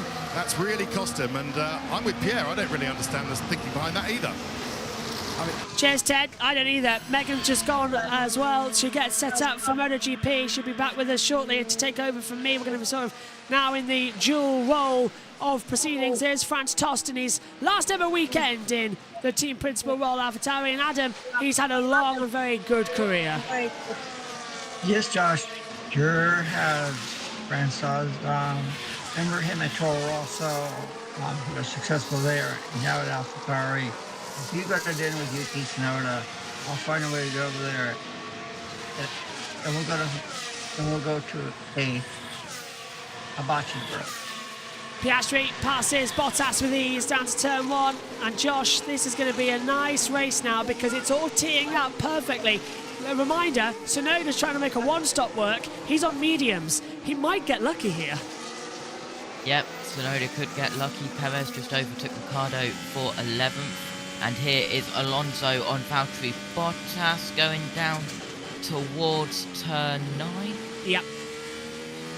And he's got him. Alonso's passed him. So Bottas backs out of it. Good move from Fernando. On the inside, Perez, though, in 11th, has the fastest lap, a 1:29.365. That's the fastest lap around this new version of Yaz Marina. So they're still all there. There's the Yaz Hotel. Oops, and Piastri was nearly in the wall like the Nicholas Latifi a couple of years ago. Got to take care of. Let's check in with Omi. What have you made of the race so far, Omi? Might take a second for him to get his mic. Always new to Josh. Oh, okay. Never mind then. Throw down to the pit lane once. Yeah, what have you say, made of it? Go on. Yeah, I will say, when I went on vacation earlier this year, I went to a hibachi grill and it's already And team orders. Sainz is letting Leclerc through. Team orders being pursued of Ferrari. My goodness, Leclerc goes ahead of Carlos Sainz in 4th position. But they are on alternate strategies, let's not forget. Sainz on 20 lap on tyres, Leclerc's on 3, and he's got to charge after Max Verstappen, who now takes 2nd away from Stroll easily. Back to you, Adam. Yeah, I would go to a hibachi grill with Yuki Tsunoda, Guan Yu Zhou, and, I think that'd be a fun conversation as we see the sunset absolutely beautiful over there in Abu Dhabi. Those sunsets are always incredible over there. Would you go to a hibachi grill with Yuki Tsunoda and Guan Yu Zhou, Josh?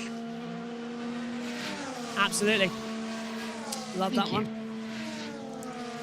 Coughed around the comments box. But I would have salmon and rice and, and shrimp, and I would eat. I can't eat no more. I would love it. Oh, I'm really hungry now. We've got shepherd's pie for dinner this evening that has been made, so I'm very much looking forward to that. We've got some magnums coming too, I hope, as they come through. Let's hear then as Russell pulls to the outside of Carlos Sainz on the dirty line of the track. And Russell goes ahead of Carlos now with some sweet manoeuvres. 37 laps to go here in Abu Dhabi as the racing continues on. And the action is just electric. Oh, and on the inside, Danny Ricciardo making a move on Valtteri Bottas. Hamilton's going to try and come through with it as well. So Ricciardo up to 11th. And Bottas out to Hamilton out of position after his pit stop. He's on the radio. The Mercedes. Second quickest car last lap. You're quick. Okay, thanks a lot. Toto Wolff. Toto Wolff lying because Lewis was not the second quickest car on that last lap around as well. I can tell you that right now. For comfort, he was actually the 7th slowest because the fastest on that last lap was Perez, then it was Verstappen, then it was Leclerc, then it was Piastri and Alonso, then Hamilton. Hamilton did a 1:29.850. So he was not the second fastest car. That is a complete lie from Toto. Back to you, Josh. What do you say? Tsunoda and Stroll have pitted and no further action between Hamilton and Gasly for causing a collision. In comes Tsunoda onto the hard. Amazing stop from Yuki Tsunoda. 2.5. Let's have a look at Stroll.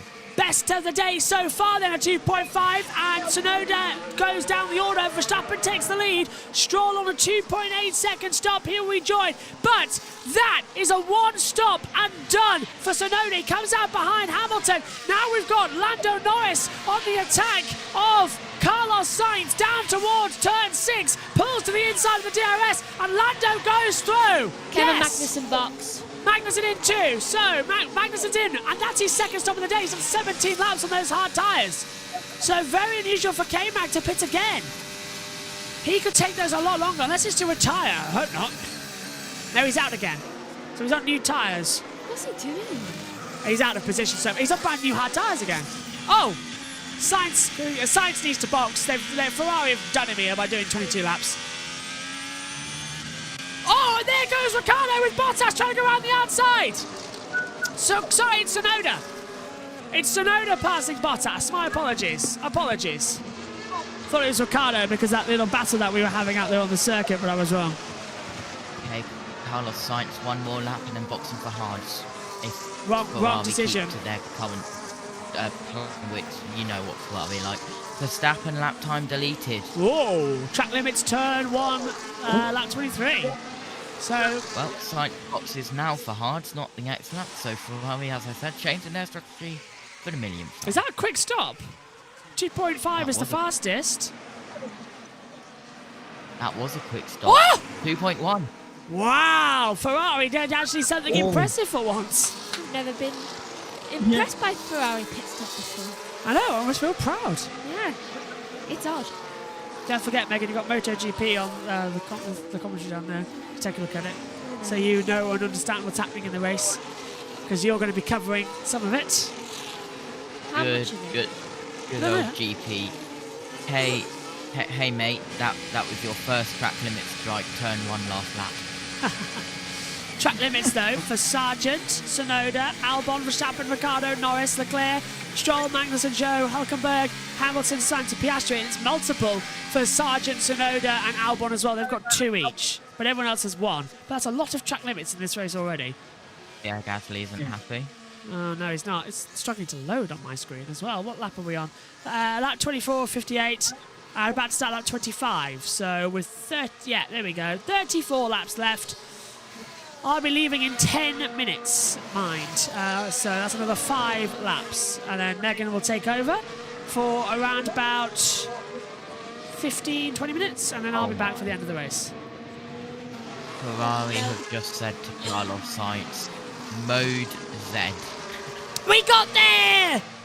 We got there! We did it! It took all season, but we got to Plan Z! We got there! Add the marker. I've added the marker on the YouTube stream.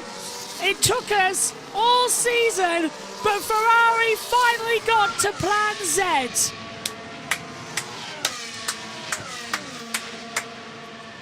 Finally!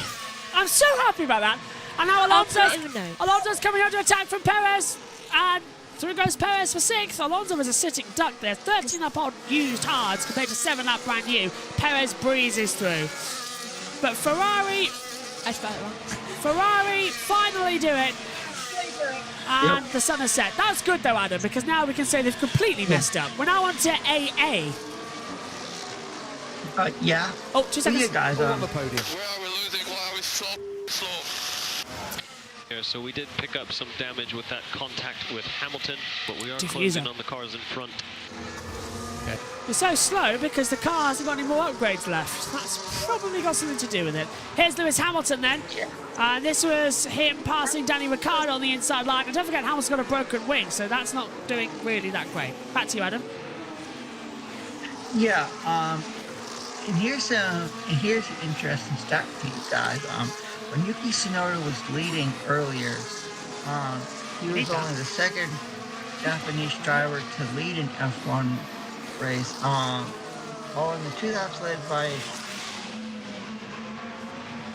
Kuma Sato at the 2004 European Grand Prix.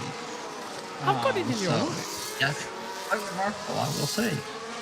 Megan's just found, sorry to interrupt you, Megan's just found Mineher's predictions from the start of the season as to who would be the top team.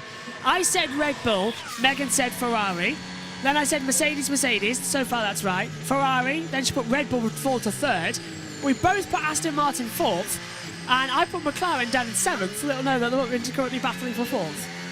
We'll go through that in the post-show, but wow, that's close. Oscar Piastri has gone through his alphabet. Yes. He's gone through the whole spreadsheet, and now they're on to different coloured shapes. Because Oscar Piastri is now on green shape 2. Oh my god. McLaren have gone nuts. It's mauve at Ferrari though. Red alert. Oh, let's hear from Lewis Hamilton. Blink. Lewis fastest car on track now. What? Hamilton did. What? What? Last lap, Norris 129.6, Hamilton 129.3. Right, on the last lap. No! Hamilton at 1:29.370. Last lap for Verstappen at 1:29.289. Lewis, that last lap, was the second fastest driver, but he was not the fastest. Toto is lying. Yeah, Stroll's just done the. Stroll is now the fastest driver, as Josh Teacher said. 1:28.860. Lewis is getting lied to by Toto. I wouldn't want that. I want the truth, not being lied to all the time. Thank you. Oh, I don't know what Toto Wolff has been taking a little bit too much happy juice. He's been partying for the end of the season because Well, to be fair, after the season Mercedes have had, they're going to end winless for the first time since 2011. If I was Toto Wolff, I would have become an alcoholic and probably a drug addict at this point as well. How bad that car is. Let's have a look then to see if Perez can have a go at Piastri at turn 9. No, he can't. He was seen scouting for new drivers outside of the Red Bull garage. Anyone want to join? In the words of Martin Haven in the Le Mans commentary from earlier on this year, heroin. Anyway, that was bizarre. Yeah, Gasly, Josh. You know what I like? Cool numbers. Yeah. Best lap 1:30.000. Ooh, that is good. I've just seen it on the timing screen. That is good. 1.5 minutes exactly. That is Gaz. See, I like that. That's better to me than a 1:29 or anything. A 1:30 dead is just so nice. Exactly 90 seconds down to a thousandth of a second. And Sainz has just done his best lap, a 1:30.007. That is now improved to a 1:29.841. Sainz is doing best lap after personal best lap. But Verstappen, Leclerc, Russell, Norris and Piastri strong from McLaren once more. Well, we're about to get to the time when I leave to cover MotoGP. Is that the inside? That's a move going for it. Yes, well done. Perez finally gets ahead of Piastri for 5th place. Very nicely done. And can Piastri fight back with him? I don't think he can. No. So that move's already done. Perez did go defensive, but there's really no need. My legs have got really cold because Megan's hogging the heater. It's turned off. Oh, you've knocked Megan's now knocked the heater off. I usually knock it on. Yeah, you do. Okay. Don't worry, it's on now. Right, so I'll be leaving in 4 minutes. Megan will be taking the lead commentary. I'll be back at around about 2:20, so I missed a couple of laps, but I'll be watching. But I'll be covering the MotoGP, which is mighty exciting stuff. Yes, John. And you know who I'm picking to win the race and the championship today, so Same as me. I'll cross my fingers. We've gone Martin will win the race, but Bagnaia will win the championship. I have Jorge Martin winning the race and the championship, so. Oh, you got Martin for the championship as well? Ah, Yes. okay. I said that on the pre-race show. You did? Yesterday. I'll be on the post show. Back. I couldn't miss the last weekend. As we come into it. Omi, are you back? No, he's muted. Is he muted? Might need him in the pit soon. Josh. Yeah, so he's gone. Oh, Perez, fastest driver on the track right now, 1:28.954. So he was fastest of all last time around.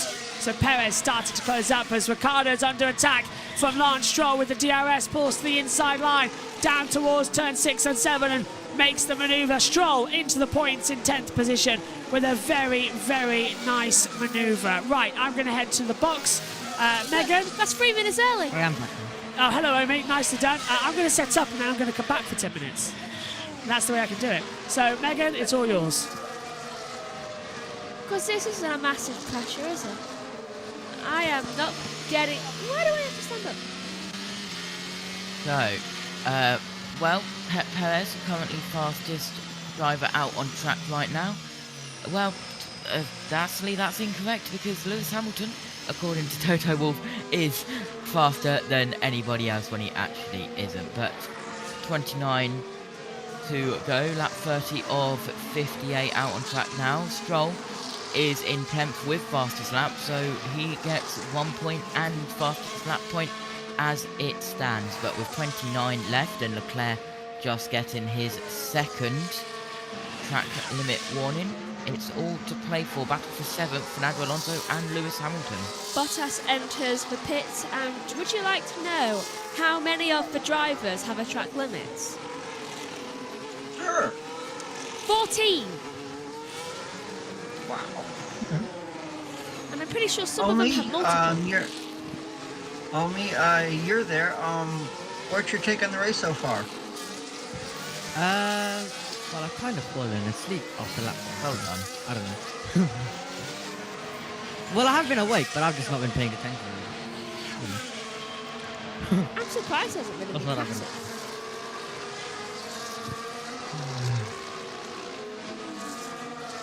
Yeah, I'm really surprised that there hasn't been any crashes at this point. We usually see at least one or someone's retired.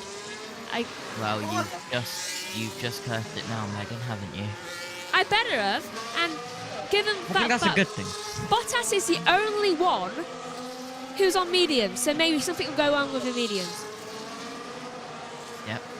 The sun sets over the Yaz Marina circuit and Abu Dhabi as Max Verstappen exits turn 5 down the long straight down towards turn 6. Russell closing on Leclerc, Norris closing on Russell for P2. But right now, well, as I say, that Sainz has just got his second track warning limit, so one more for him. Well, one more for either Sainz, Albon, Tsunoda, Leclerc or Sargent. We'll get them a black and white flag. One more after that. We'll get them a 5-second time penalty.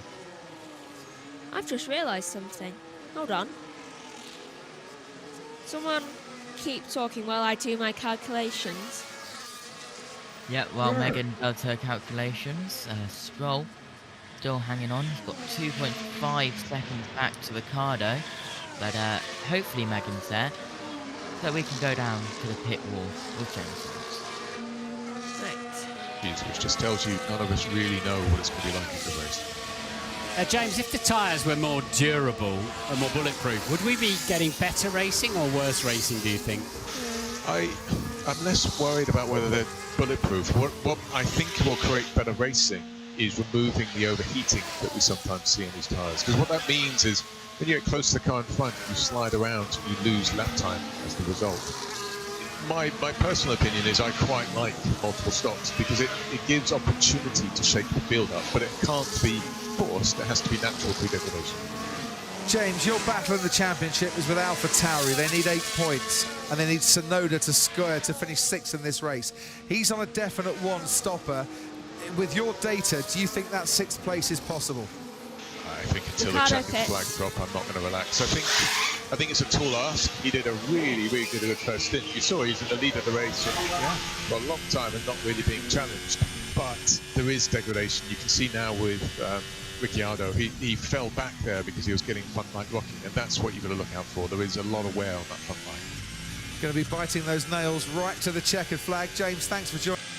Right, I have just estimated what is the possible time for this race to end, and the possible time for this race to end is 31 minutes past 2. Right. Well done. Well, nicely calculated, Megan. Yeah, because I looked at that and I realised, oh, we're more than halfway through the race. I'll calculate how much is left. So, estimated, I'll write down. It's about time.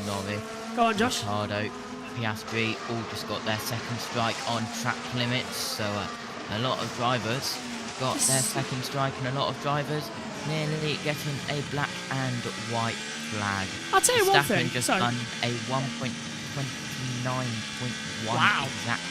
We're getting close to the 128s, and then Stroll's already taken it. Just want to say, as into the pit lane comes Gasly in 3 seconds up. We're getting into the second pit stop range now, towards the end of this race, in around about 7 laps or so. But Gasly was on it earlier on in this race. So, this is how it's going to work from now on. In about 4 minutes' time, I'll leave to cover MotoGP. I'll be back here at 1:15. It's a very slow stop from Gasly, actually. They had to fix something on the rear of the car that was broke from Hamilton. Yeah, they had to fix Hamilton's problem as well, so that's going to drop it back. I've been gone, 4 minutes? It's dark already. That's how quick it sets in Abu Dhabi. It was a long 4 minutes. Yeah. I feel like...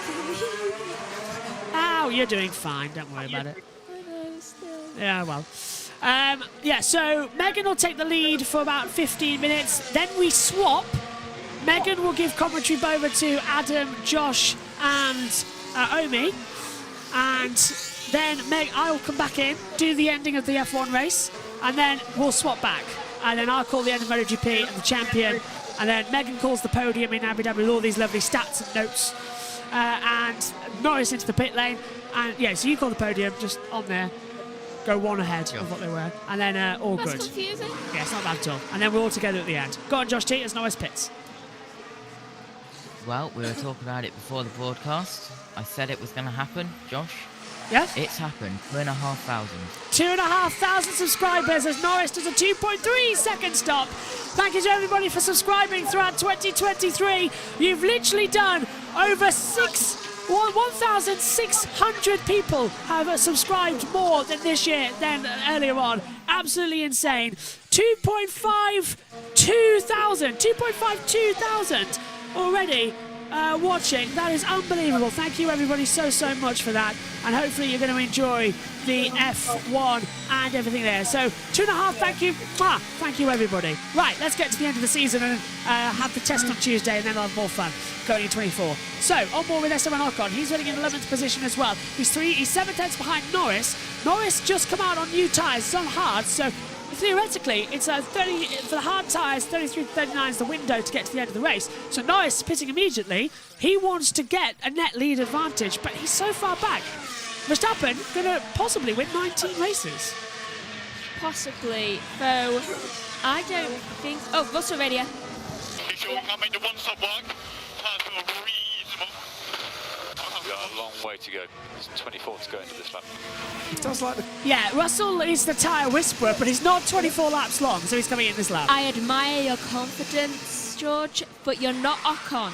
Box, box, box, box, he's just been told, and it's hard tyres going on, and it's a quicker stop this time around, 3.1, better than the 4 to come through as well. And the reason why I say he's not Ocon is because Ocon holds the record for having the longest time about a pit stop. Right, I'm out of here. I'll see you in about 15 minutes. Have fun, Josh. Yeah, I'll be back for the final few laps. I will be watching, and I will be keeping an eye on. I'll keep up to date as Russell comes out. Let me do a quick 1 to 10 before I go. It's Verstappen leading from Leclerc, Perez, Piastri, Alonso the top 5, Hamilton, Tsunoda, Stroll, Russell, and Norris the top 10. They still have to pit. There's a long way to go in this Grand Prix in the 2023 season. Here's Russell. This will be outlap critical. Yeah, but... Right, as Joshua leaves us alone to manage several laps of this race, we're on board now with Lando Norris going through. I think he's going past the start line, starting a new lap. Is this the start line? Yeah, I think it is. Lando Norris coming down towards turn 9. Yeah, there it is. It's box for Leclerc. See if we can do a good. Let's see if we can do a good pit stop again. This is. Hold on, there it is. Right, what is the pit stop like? It was a good pit stop. I'm guessing 1.6. I was right. 1.6. Right. I was right. I got there just before it came on. Hamilton also does a pit stop. Fastest lap goes to Lando Norris. Hamilton 3.1? 3.4. I was close. So fastest lap goes to Lando Norris with a 1.28.736. Hamilton coming out of the pit lane now, and Alonso has the fastest. Alonso has a track limits warning. What is going on? Okay, apparently there's a lot of being happy at Red Bull. They seem to be happy with a lot of things. Has anyone else spotted anything apart from the 2 Red Bulls being in lead? Verstappen. Understood, mate. Yeah, because his... I wonder why you want to box Perez first. Because that would literally give Max a 3 pit stop. Exactly. It's like, oh, you can do this if you want, I mean, I want it, but you don't have to want it. So if you want, putting it out there. That is literally what he is saying with those words. Piastri still is in third position, which... Oh, Alonso's in fourth. Did not know that. Piastri and Alonso pit. So Piastri coming in ahead of Alonso. Piastri, what's his stop? It's a 2.2. Incredible stop from McLaren. That's incredible, Foster. Wow.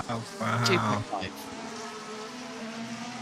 Alonso's right on the average with that one. Though that was a fast stop for Piastri. Jeez. Right, lap 37 of 58, 22 laps are left in the race, and I don't think we can hit it yet. What? I have no idea what Perez means.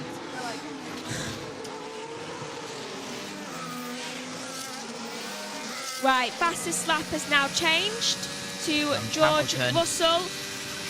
Josh, can you deal with a bot of the chat?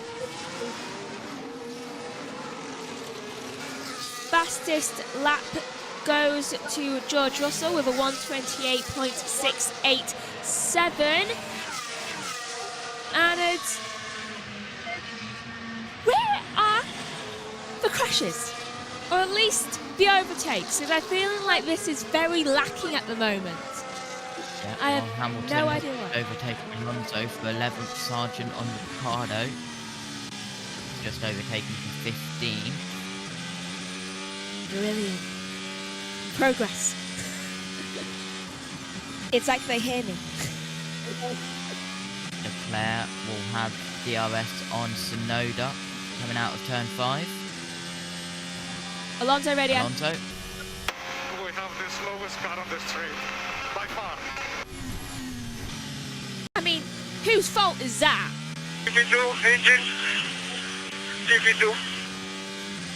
Oh, black and white flag. White flag. Albon, track limits. We have our first of the day. Now that I'll note down. One more and a penalty. Do we reckon he'll hit that one more? Yes. They just can't resist being off the track, can they? Black. White. My writing is just so complicated. It looks right, but it's also like conjoined. Yep.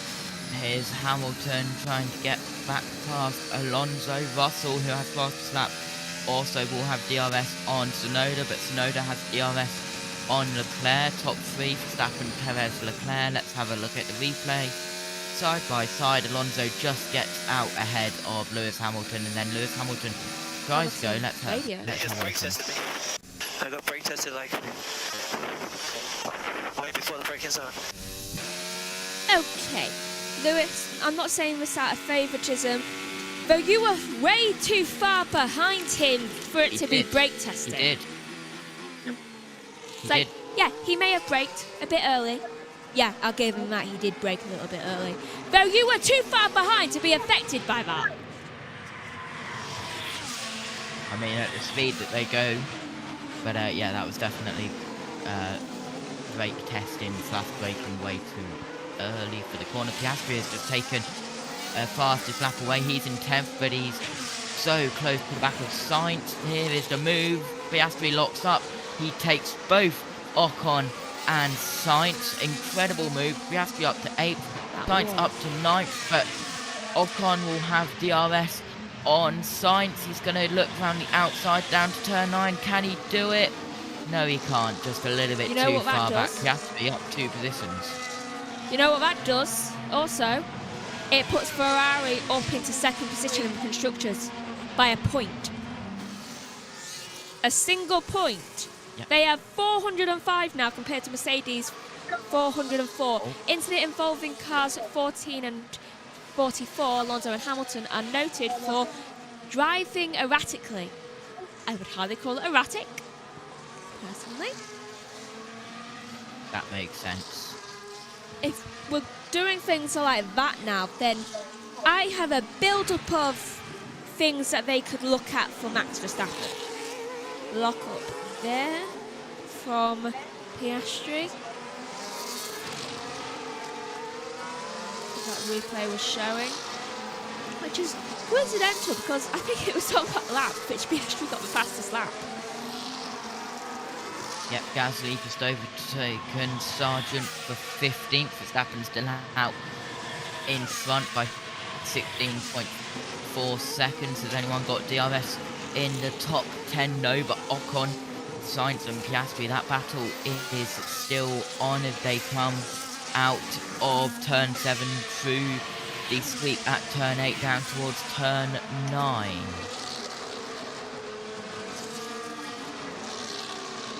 Right.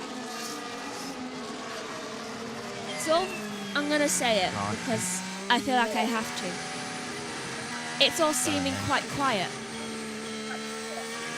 Wow. Did you just say it? Yes, I said it. She said it, Josh. She said it. Yep. Megan, I hope you didn't jinx us.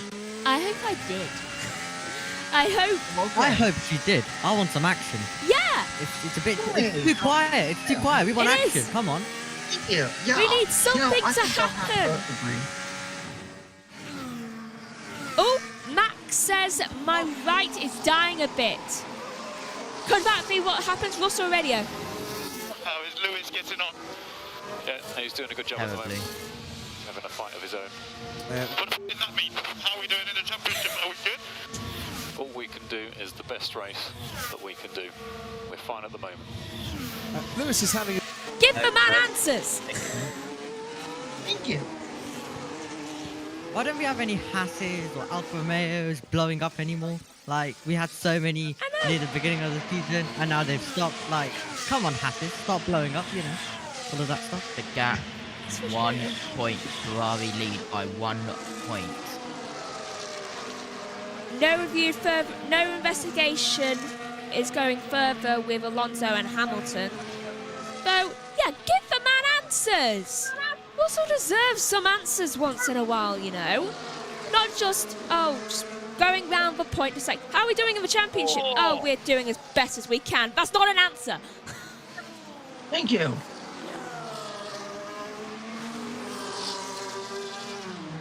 I hope Josh is going absolutely insane in the MotoGP commentary box. My word. Chaos. Yeah. Well, he seems to be. I'll agree with that, Josh. I'm looking at him now. He seems to be. Oh, I've got an out.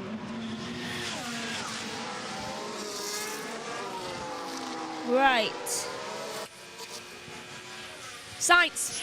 Try to go as long as possible, waiting for a safety car. Right. Waiting for a safety car. Even they're waiting for something like of things that's not of quiet nature. Perez that time deleted. Logan Sargent is boxing.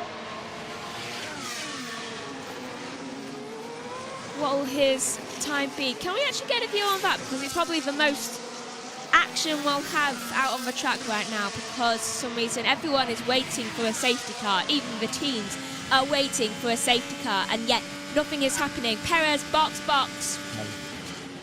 Here comes Alonso and Ocon. Yep, goes up into 10. The battle is still continuing between the pair of them. How's Checo doing? That was a quick stop. 2.2. 2.2. Gotta say, that's good. Chloe loses position to Leclerc right now. Lost to Russell. Stroll in pit. What does Max mean? 1-0 Max. I'm not going to ask you. Giving up on them. I do. What was that? I think that was box for Max, maybe. Maybe that's what that meant. Roll, pit exit comes out P13, but got Ricciardo right at the back. Here's Lewis Hamilton on Ocon for 10th place. That was easy down towards turn 6. They are just really determined to get that. I feel a bit bad for Ocon. He just keeps getting passed by everyone. Yeah. Verstappen is in. 15 laps to go. Ooh, he has a What's his slower stop. 2.3. Slower He'll stop keep the than his lead. teammate. Yeah, he'll only just keep the lead because of how far his pit stop will be. 21 seconds, .275, I think that was. So loses time, obviously, but not much.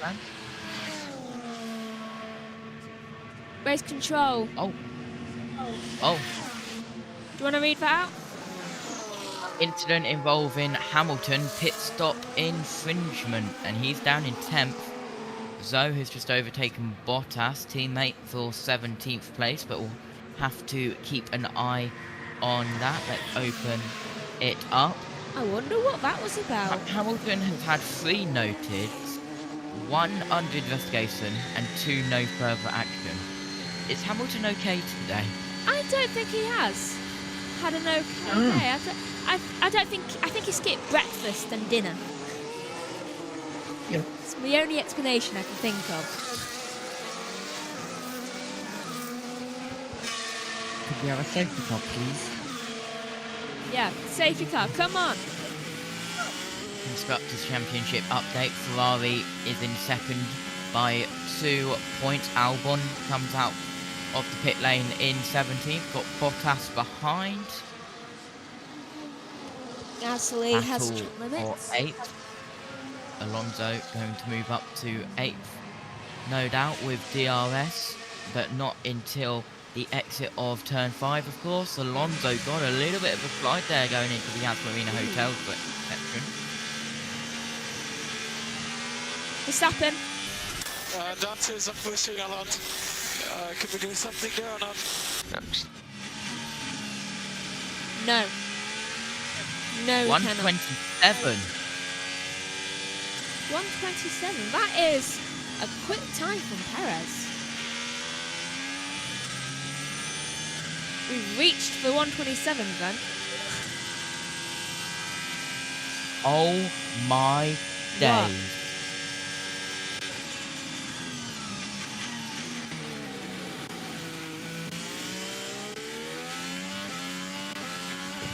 What? I'm not going to say it because it will spoil MotoGP. Oh, okay. Just something. I'm sure I'll find out soon when Joshua comes back in.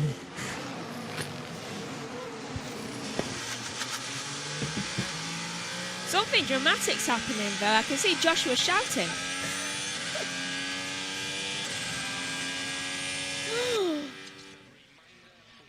I might have just seen what you've just seen.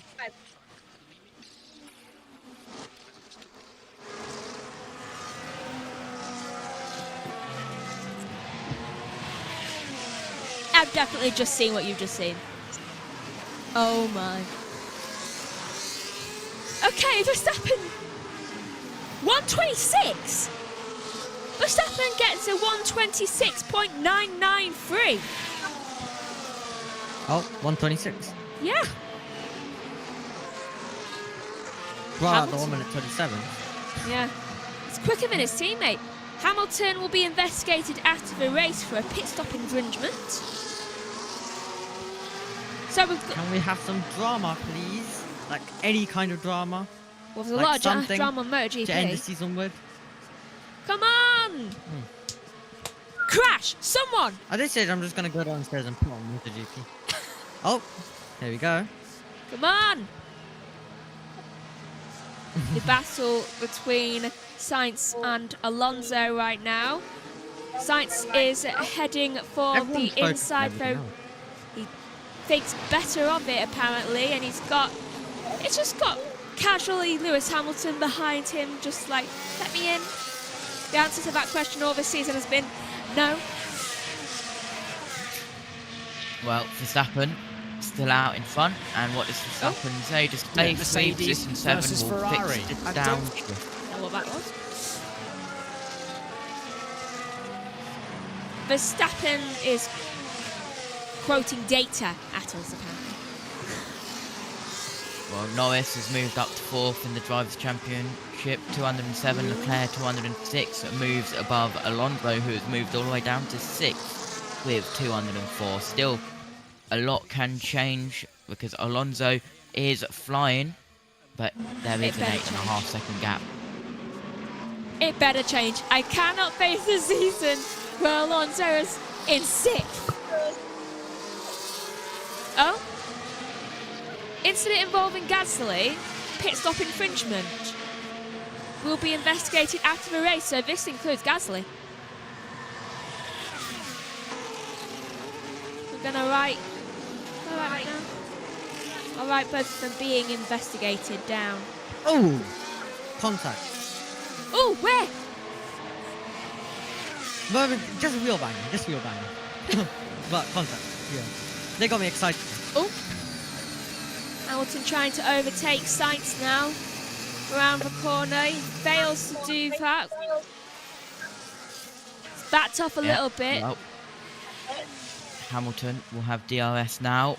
Going on, Sainz, catching, goes round the outside into turn 9. Hamilton side by side, Hamilton is ahead. Can Sainz get the switch back? Yes, he can. They're still side by side, and Hamilton gets it. Hamilton, for once, has gone round the outside. Oh yeah, folks. I won't spoil. I won't spoil anything in MotoGP. I will say it's a crazy race over there. So. Let's stay a little bit wide. I missed that. Does anyone see what Norris's was? Yeah. I think it's about this. Yeah, I can see the contact between him and Perez. Perez, what universe do you think he's the one who turned into you? Thank you.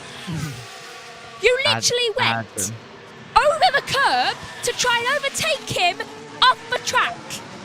And then you smashed into him. He's the one who got torpedoed by you. Thank you. Adam, all I'll say is that MotoGP, it's only a little bit insane right now. That's just the tiniest bit. Yep. I won't spoil anything.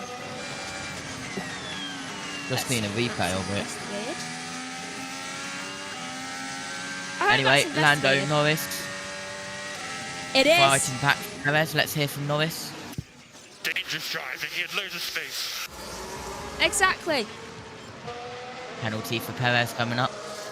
Yeah, and I'm going to write that down because it's now under investigation.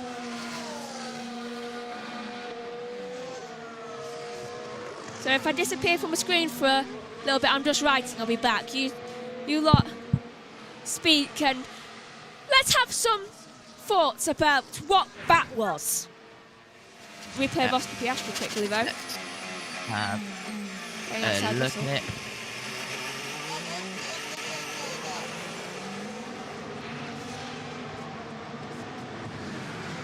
Yep, so I'm having a look at Verstappen now, but further back, Tsunoda nearly has DRS on Oscar Piastri. That's for 6th place, but your top 10 is Verstappen, Leclerc, Russell, Perez, Norris, Piastri. I'm going to pass Tsunoda, over to you. Alonso, Lot of go onto Hamilton, battle and screen. Change Okay. over. Here we are on board with Max Verstappen going through turn 10, 11, then onto the brakes for turn 12, then 13, coming up, then under the Yaz Hotel through Latifi corner is what we're calling it now, and then up, quick, full throttle, turn 15, final corner, on the brakes for turn 16, pedal to the metal over the line, 160 miles per hour as he crosses the line, then a little bit of brake for turn 1 as it comes up so quickly. Here's Albon on Hulkenberg. Adam? Yeah, I'm surprised it's been a calm race so far. I thought we would have seen at least one safety car,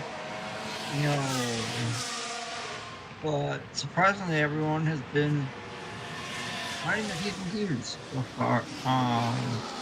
And tell me what have you thought so far? the start was exciting, and then after that, it's just calmed down. And I think Agreed. and then at this point, we're just hoping for a tiny bit of chaos. Yep. Yeah, But I'll agree with you on. yeah. Driver of the day, you can vote f1.com/vote, and here's Stroll on Ocon into turn 5, gonna get the exit, and Lance Stroll will get DRS on Esteban Ocon as we go. DRS opens now for Lance Stroll. DRS open as they go down the straight. Lance Stroll pulls to the inside and done before the braking zone, but Ocon should be able to get back past. Maybe we'll have to see and keep you updated on that. I believe it's only one activation zone for both. Incident involving Verstappen, Sargent, and though notice a pit stop infringement, Verstappen has been noted by the stewards. Clear radio. Yeah, unfortunately we won't be able to hear that because Megan is over with MotoGP, but a couple of laps to go now. Bottas looking on Sargent, down 59 thousandths behind Sargent, but Verstappen 9 seconds out in front.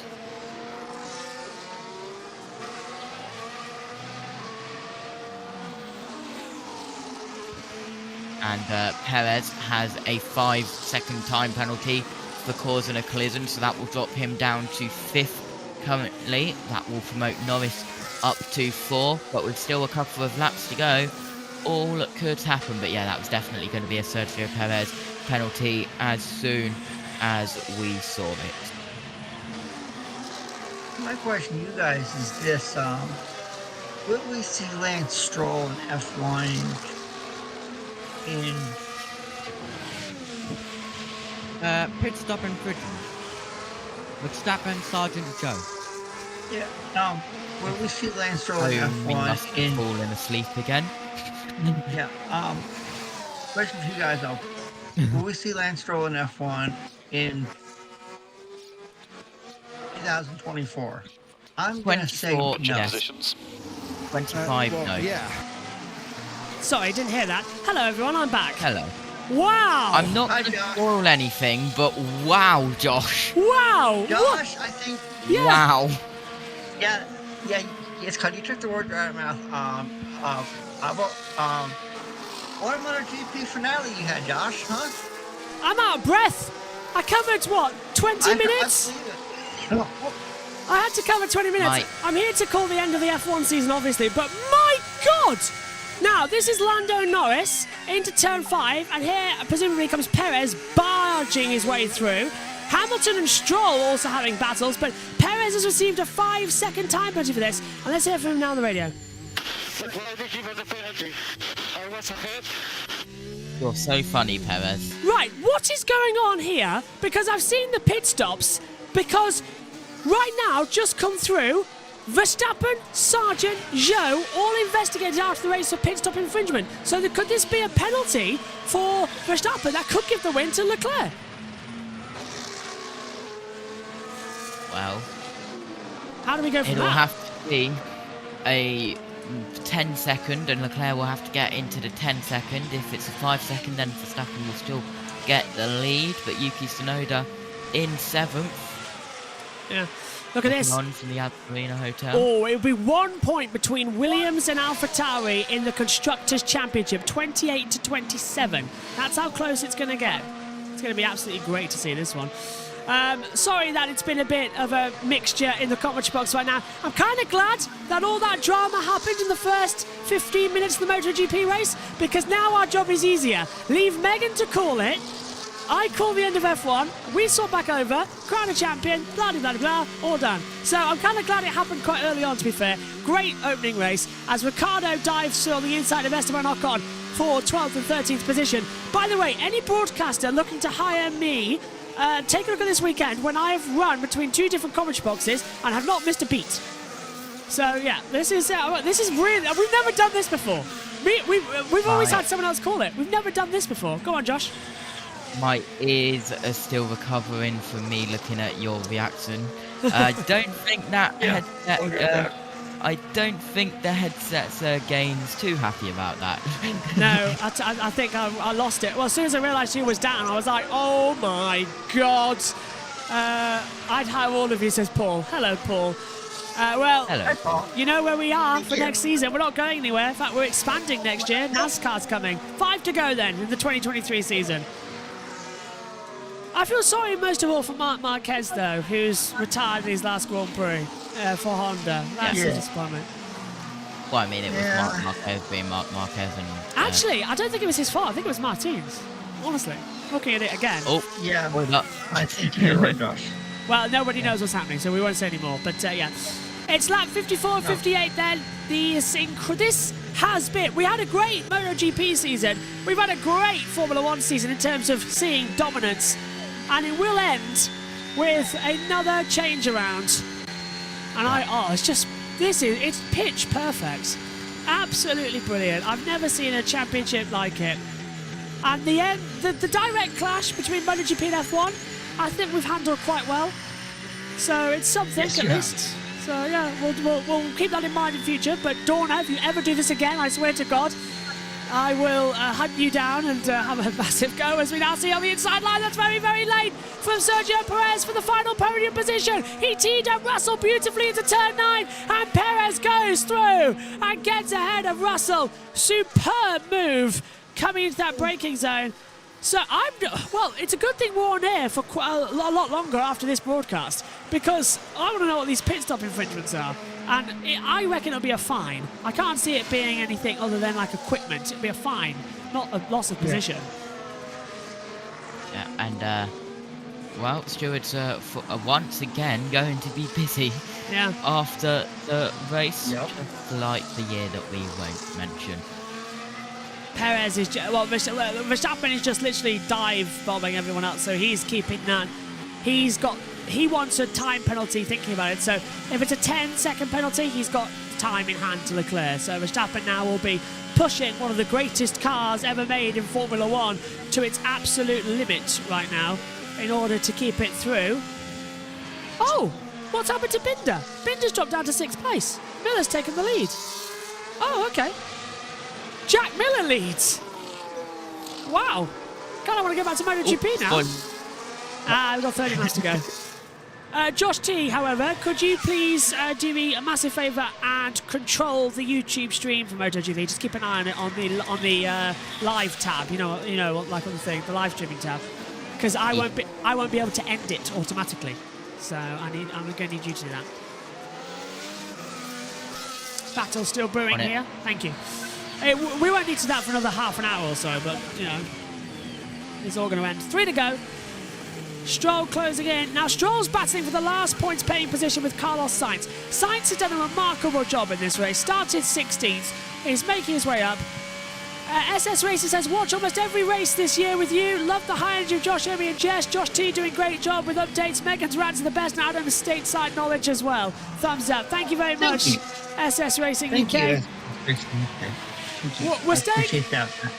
I do as well. We're staying on the air a lot of time after this race. We're on a quick off for MotoGP, obviously, but we'll be staying on air for Formula 1. We're going to have the whole team join in, fingers crossed, including some of the people who can't be here to send videos in. So hopefully the whole team's going to be here, as many as we can, and we're going to say our best moments of the year on the channel and go forward and have a nice wrap-up as well.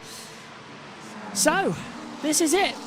The last goodbye from 2023. It's really weird that we're here. Abu Dhabi rounds up another great year, rounds out another amazing season where everybody just doesn't know what's going to happen next. For one, I'm looking forward to it. Go on, Justy. Just let me know when you want me to wake up the comms box by at commentator. About 3 o'clock after the podium. Yeah, because then we'll be leaving with Sky for a little bit. As well, getting some post-race interviews while I finish up MotoGP. Sainz has been told to box. Well, this is unusual. He's only pitted twice in this race. Sainz hasn't used a medium tyre compound. Sainz hasn't used another tyre. Sainz has to stop. I didn't spot that. He's only used hards in this race. So Lance Stroll will get a point. Nothing at all. that can be done by Ferrari. They have completely screwed him. So here's me complimenting him. Ferrari screwed him on the strategy. Again. Yeah. Oh. Oh, hello. This is Alonso for 7th, getting past Tsunoda. Beautiful job. I'm gonna say, spoiler alert. Yeah. Brad Binder has been commanded to change position. Ah, okay, so he's gone wrong somewhere. Marianne says, thank you for your comments as well. Thank you so much, everyone. Let's hear from Charles. Tell me the gap between Checo and Russell. If there's less than 5 seconds, I'll give him the slipstream. And I'll let him pass for the last sector. He's got 5 seconds anyway. So Leclerc wants to help Russell get a podium away from the Red Bulls. Oh, that is interesting. Or is that Leclerc actually telling, I'll give Perez a tow? Or what? Because at the moment, final lap, I don't know what that gap's going to be, but I think Leclerc wants to give Perez a tow so that it confirms Ferrari a second in the Constructors. And there is Max Verstappen with a new record. On lap 58 of this season, he is the first driver in history to lead over 1,000 laps, and he has led 1,000 laps exactly in the 2023 season. A perfect number to round out. We're on to the last hurrah in Abu Dhabi, and this amazing season will come to a close. We're on to Hamilton, attempting right now with Tsunoda, and he's let it through! Leclerc has let Perez through to try and get the 5 seconds to Russell. So Leclerc is now going to hold up George. It will be a Red Bull 1-2 on the road, but it will not be that in terms of an overall position. Wow! Ferrari playing mind games, Josh T. Yep, absolutely. Where are they? This is Max now, into the Yaz Hotel section. A 3-time champion, 19 out of 22 wins, breaking records of Ascari, Fangio, Schumacher and Hamilton. The perfect season ends with a perfect victory. Max Verstappen rounds out 2023 with victory in Abu Dhabi. 19 out of 22 races. He is unstoppable, and he takes the fastest ever lap on 1:26.993. Perez is second, Leclerc third, Russell fourth. But with the time penalty, what happens? Josh T, what have you noticed? Boy, spoiler alert, Jack Miller has just crashed out. And Bagnaia's going to win. Wow, it's all changing there. So what was the gap between Perez and, well, the smoke across the line? We can't see. Norris 5th, Piastri 6th. Oh, that's a huge accident for Miller. You're right, I've just seen it. That's a big one for Jack Miller. And this is Leclerc letting him through. Miller's okay. And this is the manoeuvre. He let him through. Yeah, just lifted up and let him through. Yeah. And this was Hamilton getting through on Tsunoda for 8th, and Tsunoda's going to come right back in him on the inside line in turn 9. Hamilton had an oversteer, and Tsunoda kept the position back. 19 out of 22 races, plus sprints of 4. Max Verstappen, as Adam shows you, unstoppable. 1,000 laps led. Simply lovely for Max Verstappen. And let's hear what he has to say on the radio. Max wins, Leclerc second, Russell third. Perez drops off the podium. Oh, there's another one out. Alex Rins has crashed. They're all dropping off. The fireworks go off in Abu Dhabi, and we leave you with a great, great year. I'll hand over to Josh T, who hopefully has a system of playing radios. I'll leave you with Max. Try to give Perez a slipstream. I've got it, Josh. Let him through, let him get on with it. What he didn't do, which I'm pleased he didn't, was really hang back and try to hold George Russell up, because that would have been for position. We were told there might be a few tactics at the end of this race. All missions complete. What a year. Well done, my friend. Wow, another unbelievable race, guys. Very, very lovely. And we did it, GP. Mission 8. Yeah, Max, you have been absolutely mighty this year. 19 victories. You've led over 1,000 laps. You've smashed it out of the park. It has been an absolute privilege watching you drive this car that's been built by a team of brilliant people, and we're all incredibly proud of you, and it's a very, very special in-lap, so take it in, enjoy every moment, and enjoy this last bit of RB19. Yeah, well worded there, Christian. I mean, what an unbelievable year. Just want to say thank you to everyone. I also want to say a quick thank you to Franz Tost. He had a lot of us under his wings, and this was his last race. So Well, Franz Tost was his first boss when he stepped in that Toro Rosso. And I remember his first season, Martin Brundle. China, I think, was the race where you said he'll be a champion one day, this man. Yeah, he's a three-time champion, and they don't need those tyres, they don't need the gearbox, they don't need the power unit, so you can do that. Donuts on the grid before he pulls into P1, which he has made very much his own this year. Charles Leclerc pulls into P2, and for the second year in a row, it's Verstappen and Leclerc finishing 1 and 2. I am back. Joshua, for some reason, turned my volume all the way down. I think he did that accidentally. But I can see Verstappen is the winner. He's standing up right now as the fireworks go on around. I bet you that will become someone's screensaver. I mean, it's a good background. Maybe it'll become his screensaver. Though, end of the race. Top three, Verstappen, Leclerc and Russell. Did it turn into a really exciting race after I left? There was some strategies between Russell and Leclerc. I saw 2 crashes when I was doing MotoGP. Yeah, Within and seconds of what's each other. even more chaos, Megan. But Verstappen getting weighed, and what a Formula 1 season, guys. An incredible season. Yes, it was Red Bull domination, but it was done in some absolutely amazing style. Max Verstappen, he is, Adam, unstoppable. Yeah, he is. That's basically the first word to describe Josh. I have a question. Why did Leclerc let Russell through? Or sorry, Perez through? I don't know what was happening. It strategy between Russell and Leclerc. Okay. Because I just came back and saw a replay of him letting him through, and I was like, what?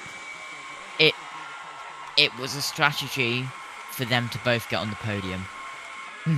So them working together knocked Perez off the podium. So Leclerc letting Perez through allowed Leclerc to drop back to pick up Russell, so then they could both charge on, both overtake Perez, so Perez dropped down to 4th, and Russell got 3rd, Leclerc got 2nd. So even though Leclerc gave up his 2nd, he still got 2nd because Russell and them worked together. I see that Mercedes finally got their 2nd place, meaning that me and Joshua were right in 2nd place bit. They got it by 3 points. That is impressive. And Williams got 7th by 3 points as well. Woohoo! I'm gonna check the photos now. We're right above that, and 1, 2, 3, 4, 5, 6, 7. We're right with Williams being so far down. David Post-race. Coulthard will be hosting the post-race interviews. We'll be going down to speak to George Russell, Charles Leclerc, and Max Verstappen. And now, George. That's made the difference. You have secured 2nd in the Constructors' Championship for the team, and that means a lot. It means a huge amount. There's so many people back at the factory, Brackley, Brixworth, who've worked so hard to achieve this. It's been a really challenging season. I've let the side down a couple of times this year, so pleased to have brought it across the line today. It was tight with Checo at the end. I thought Charles was going to back me up, but respect to him for keeping it clean. And can chill out now. Yeah, you've got a sweat on your brow. You had to really fight hard there. You knew that Checo, very late in the race, got that 5-second penalty. Were you able to compute what was happening with Charles and the gaps, or were the team keeping you informed? I mean, I came out of the pits on the second set of hards. I was managing a bit, and then Checo just came from nowhere. So I don't know what happened there. They had great pace. It was really tense at the end. The tyres were dropping off, but just really pleased to have secured P2 for the team. And I'm sure everyone will have a few drinks tonight. Well, you say that, but you also told me ahead of the Grand Prix you've not been feeling 100% for a couple of weeks. So I mean, I was probably coughing 4 times a lap then, so it was pretty miserable out there, which didn't help things. But as I said, just massive relief to have brought the car home, P3. Can't believe it's only the second podium of the year, but really happy to end the season this way. Well, it's a very well-deserved podium, and congratulations on behalf of the team. So that was George Russell's one. So he's been ill during this. That's good. That he's done so well while being ill. Here's Charles Leclerc. Would you like to finish putting them on before the interview, or? Sorry? Would you like to finish putting your jewellery on? No, it's okay. I can speak hold it. before. Okay. Or is it a gift? Sorry? No, it's not a gift. It's actually a sponsor. Oh, okay. I thought you were just being generous. Charles, great thinking in the cockpit there at the end to allow Checo to overtake you. Again, I wasn't part of the final part of the commentary there because I was coming here to do the interviews. Was that something that you discussed with the team beforehand, or it was all in those last few moments? No, it was all in the last few minutes because Checo had 5 seconds penalty, so we had to help him in a way for him to finish in front of George with a 5 seconds. So I tried to give him the DRS and a slipstream, but that unfortunately wasn't enough. So yeah. On one hand, I'm really happy because on a weekend like this, honestly, there wasn't one thing we could have done better as a team. I think it was definitely not a given that we were in the second fastest car this weekend, but we did an incredible job doing everything right, strategy, qualifying.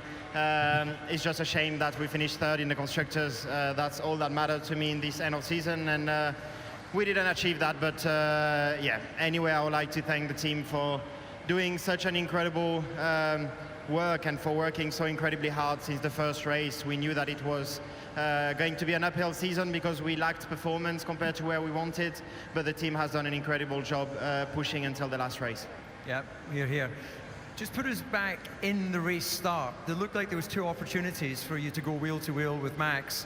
Turn 1, of course, and then down at the end of the back straight into 6. What was happening there? Because it looked like you'd done enough to get the pass done. Yeah, I obviously wanted to try and get that first place, but we also know that in the race we lack some pace compared to them. So even if I would have passed Max there, I probably would have got overtaken again 3 or 4 laps. And at the end, my only target was to beat the Mercedes, so I didn't want to lose too much tire juice and also time with Max. But yeah, it was fun. Okay, Charles, congratulations on finishing the season with the podium. Thank you very much, thank you.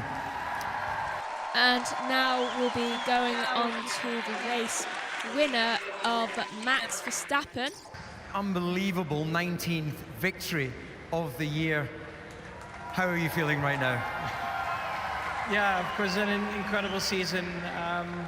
It was a bit emotional on the end lap. You know, it was the last time I was sitting in the car, which has, of course, given me a lot. So, yeah, I'm, of course, very proud to win also here the last race. But, yeah, I have to say a big thank you to everyone at Red Bull. It's just been an incredible year.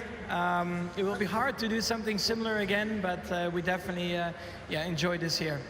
It looked like it. And can I just compliment you on your donuts at the end? Yeah, you taught me how to do it. So. Well, you did it beautifully and positioned your car there.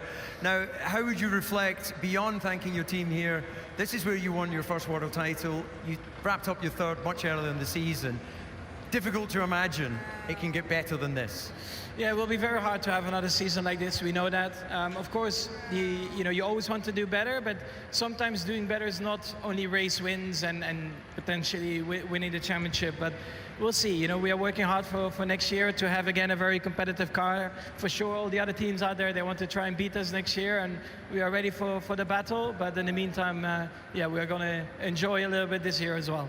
Okay, well, Max, as you are the champion, maybe the final words to the fans that you've seen all around the world, not just here in Abu Dhabi, but it's been an exceptional year for Formula One. Yeah, it's been incredible, sold out in basically every place we went to. Great fan support, and again, also here, I hope you guys enjoyed the race today as well, and you saw all your favorite drivers do well, and yeah, of course, thank you very much for cheering us on. Well, Max, you have 97 days until it all starts again in Bahrain. Enjoy your holiday. Thank you. Right, so that was hearing from all three of the drivers, and it's what a race. About to go onto the podium soon. What do all the rest of you think of that? And also, Red Bull worried that they're not going to do that again next year. Ha! They've done it 3 years in a row. Adam? Yeah, it's been one incredible season. So I want to say thank you to everyone who's watched all year long, all the subscribers. Thank you, for being here, with all of us. We've covered so many motorsport series throughout the year.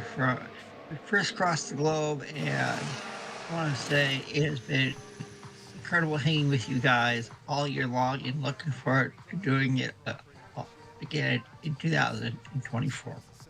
Thank you, everybody. Oh, there's the donuts. I don't even see those. Those were, I will say, those are perfect donuts that Max is doing. So, yeah. That'd be a perfect picture right there. I can see a lot of screensavers for me. I'll agree with that, Megan. I'll agree with that. Right. Are we about to head down to the podium? I think so. Who knows? We should be having the cool down room in a second. Oh, there it is. Yeah, it's perfect timing. Driver of the day, quickly. Yuki Tsunoda. If you back me up. Oliver, yep.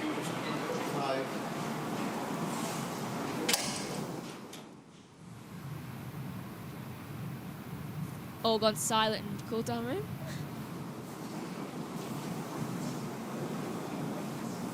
How far ahead was Max? That's you.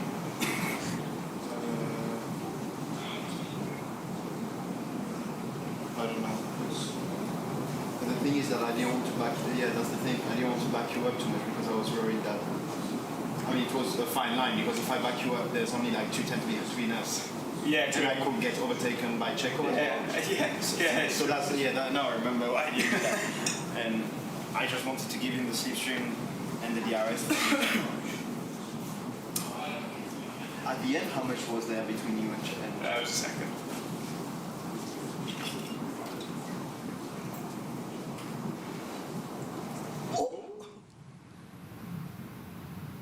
They're shocked by that.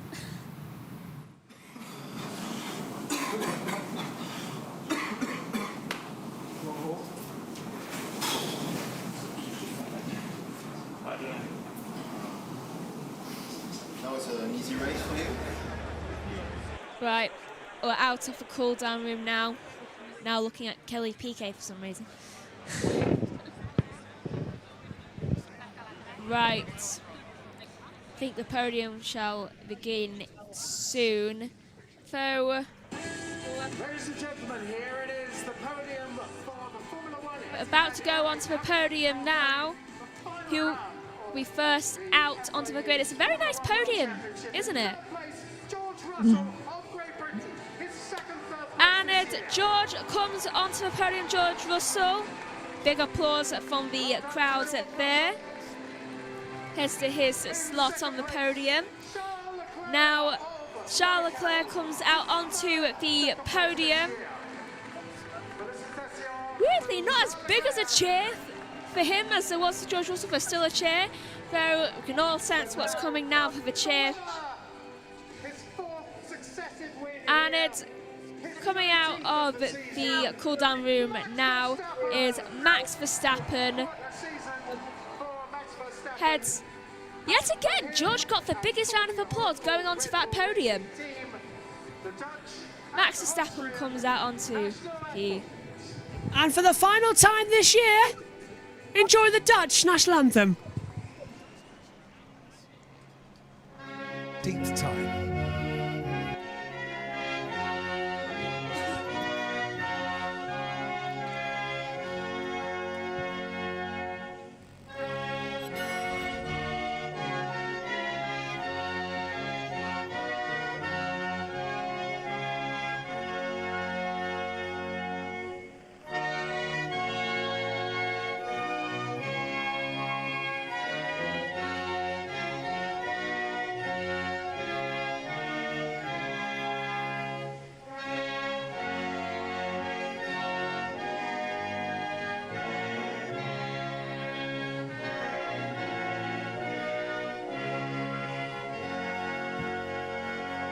And now the Austrian national anthem for Red Bull.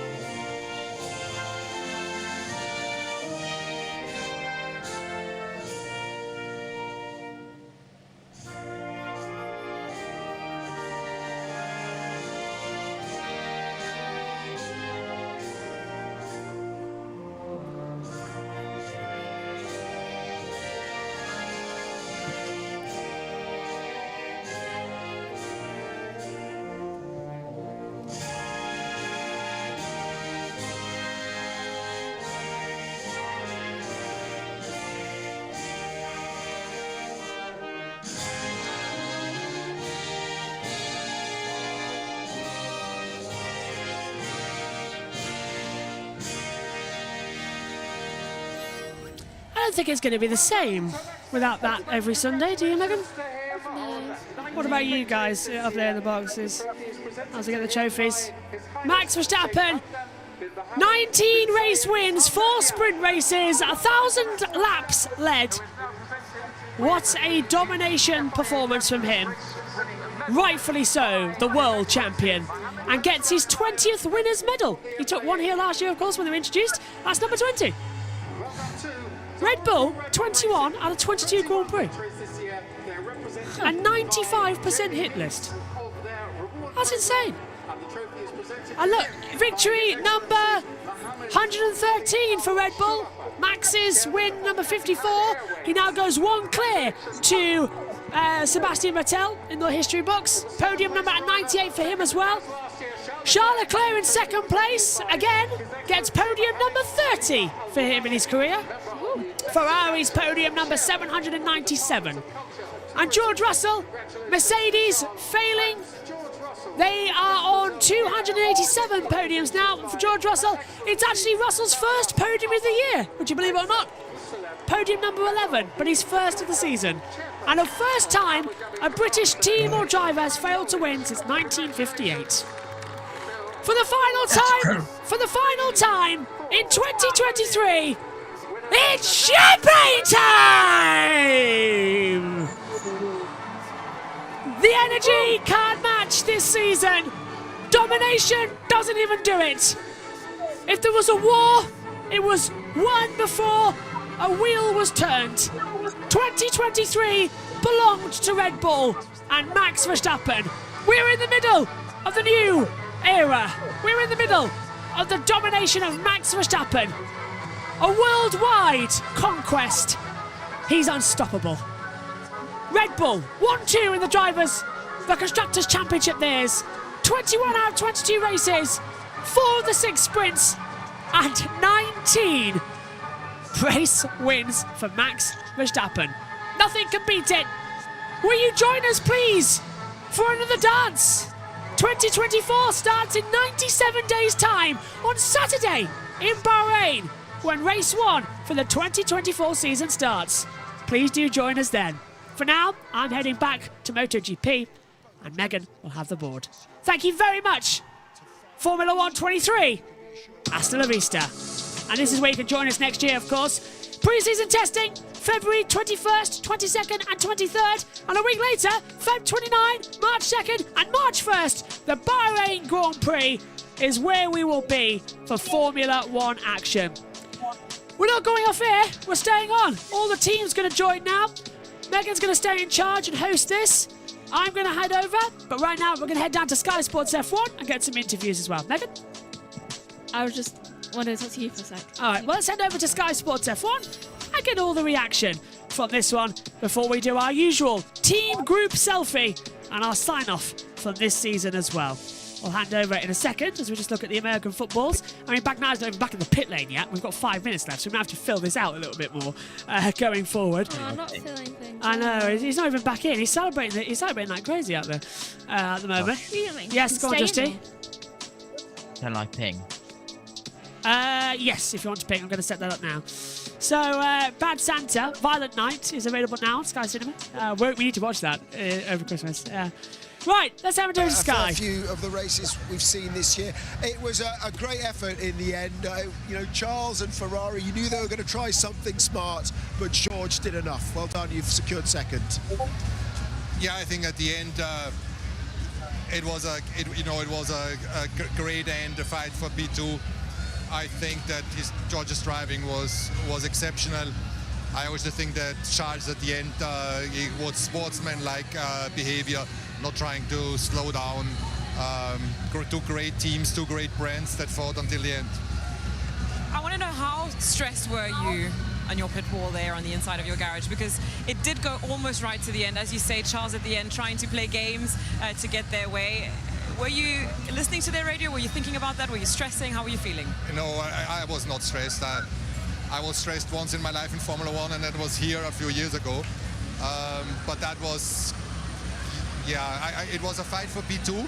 In a way, super positive for us as a team and for many employees as a reward to be vice champion, but it also reminds you that it's P2.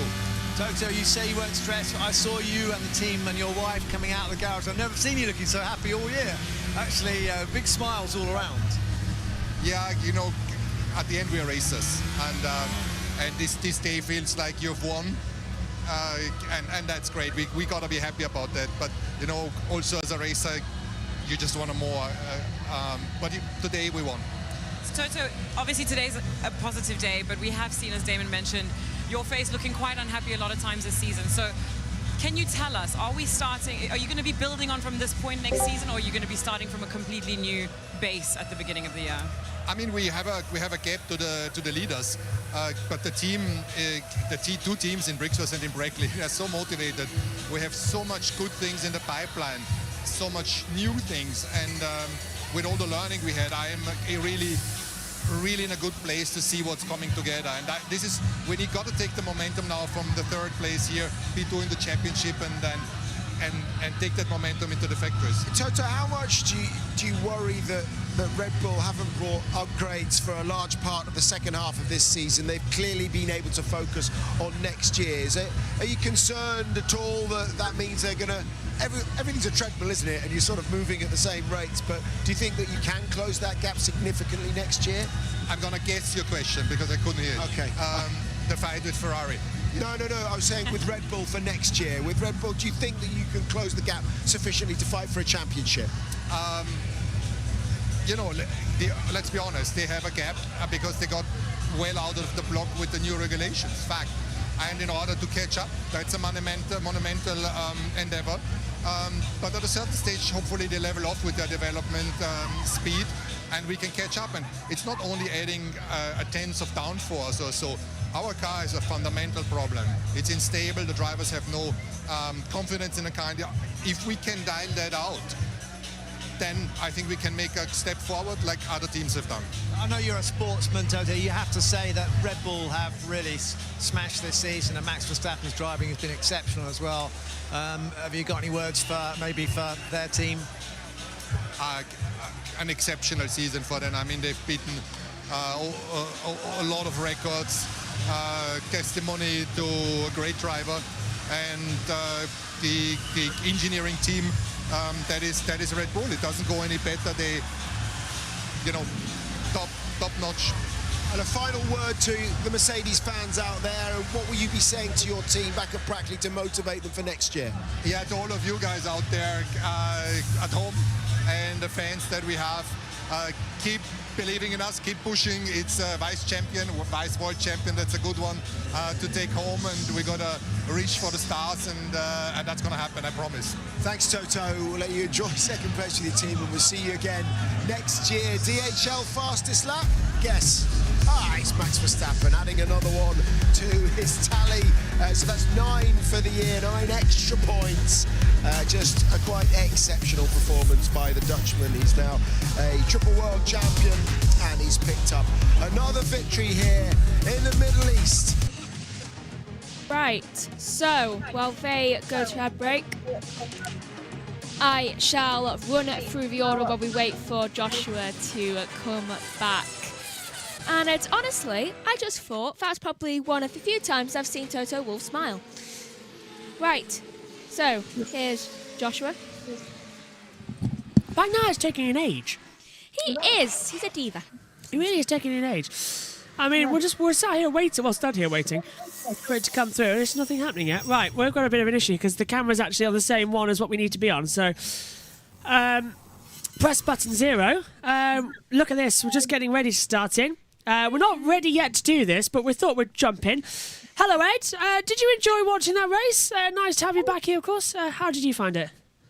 Nice to be back, Josh. I enjoyed watching it fast-forwarded because I started late to make sure I didn't miss this. So it was a good half hour of a race. I like the little, I like that sort of second, third, and fourth place battle between Charles Leclerc, Sergio Perez, and George Russell. I thought that was good and interesting. And obviously there was the contact between Perez and Norris, which was probably the big controversial moment. And also Yuki Tsunoda also had a really, really good drive. And it was just a shame that AlphaTauri did the usual thing. I guess Franz Tost is going now, so they let him do the strategy just one last time. But they put him on the one stop, and he was just an absolute sitting duck at the end for Hamilton, Alonso, and Piastri.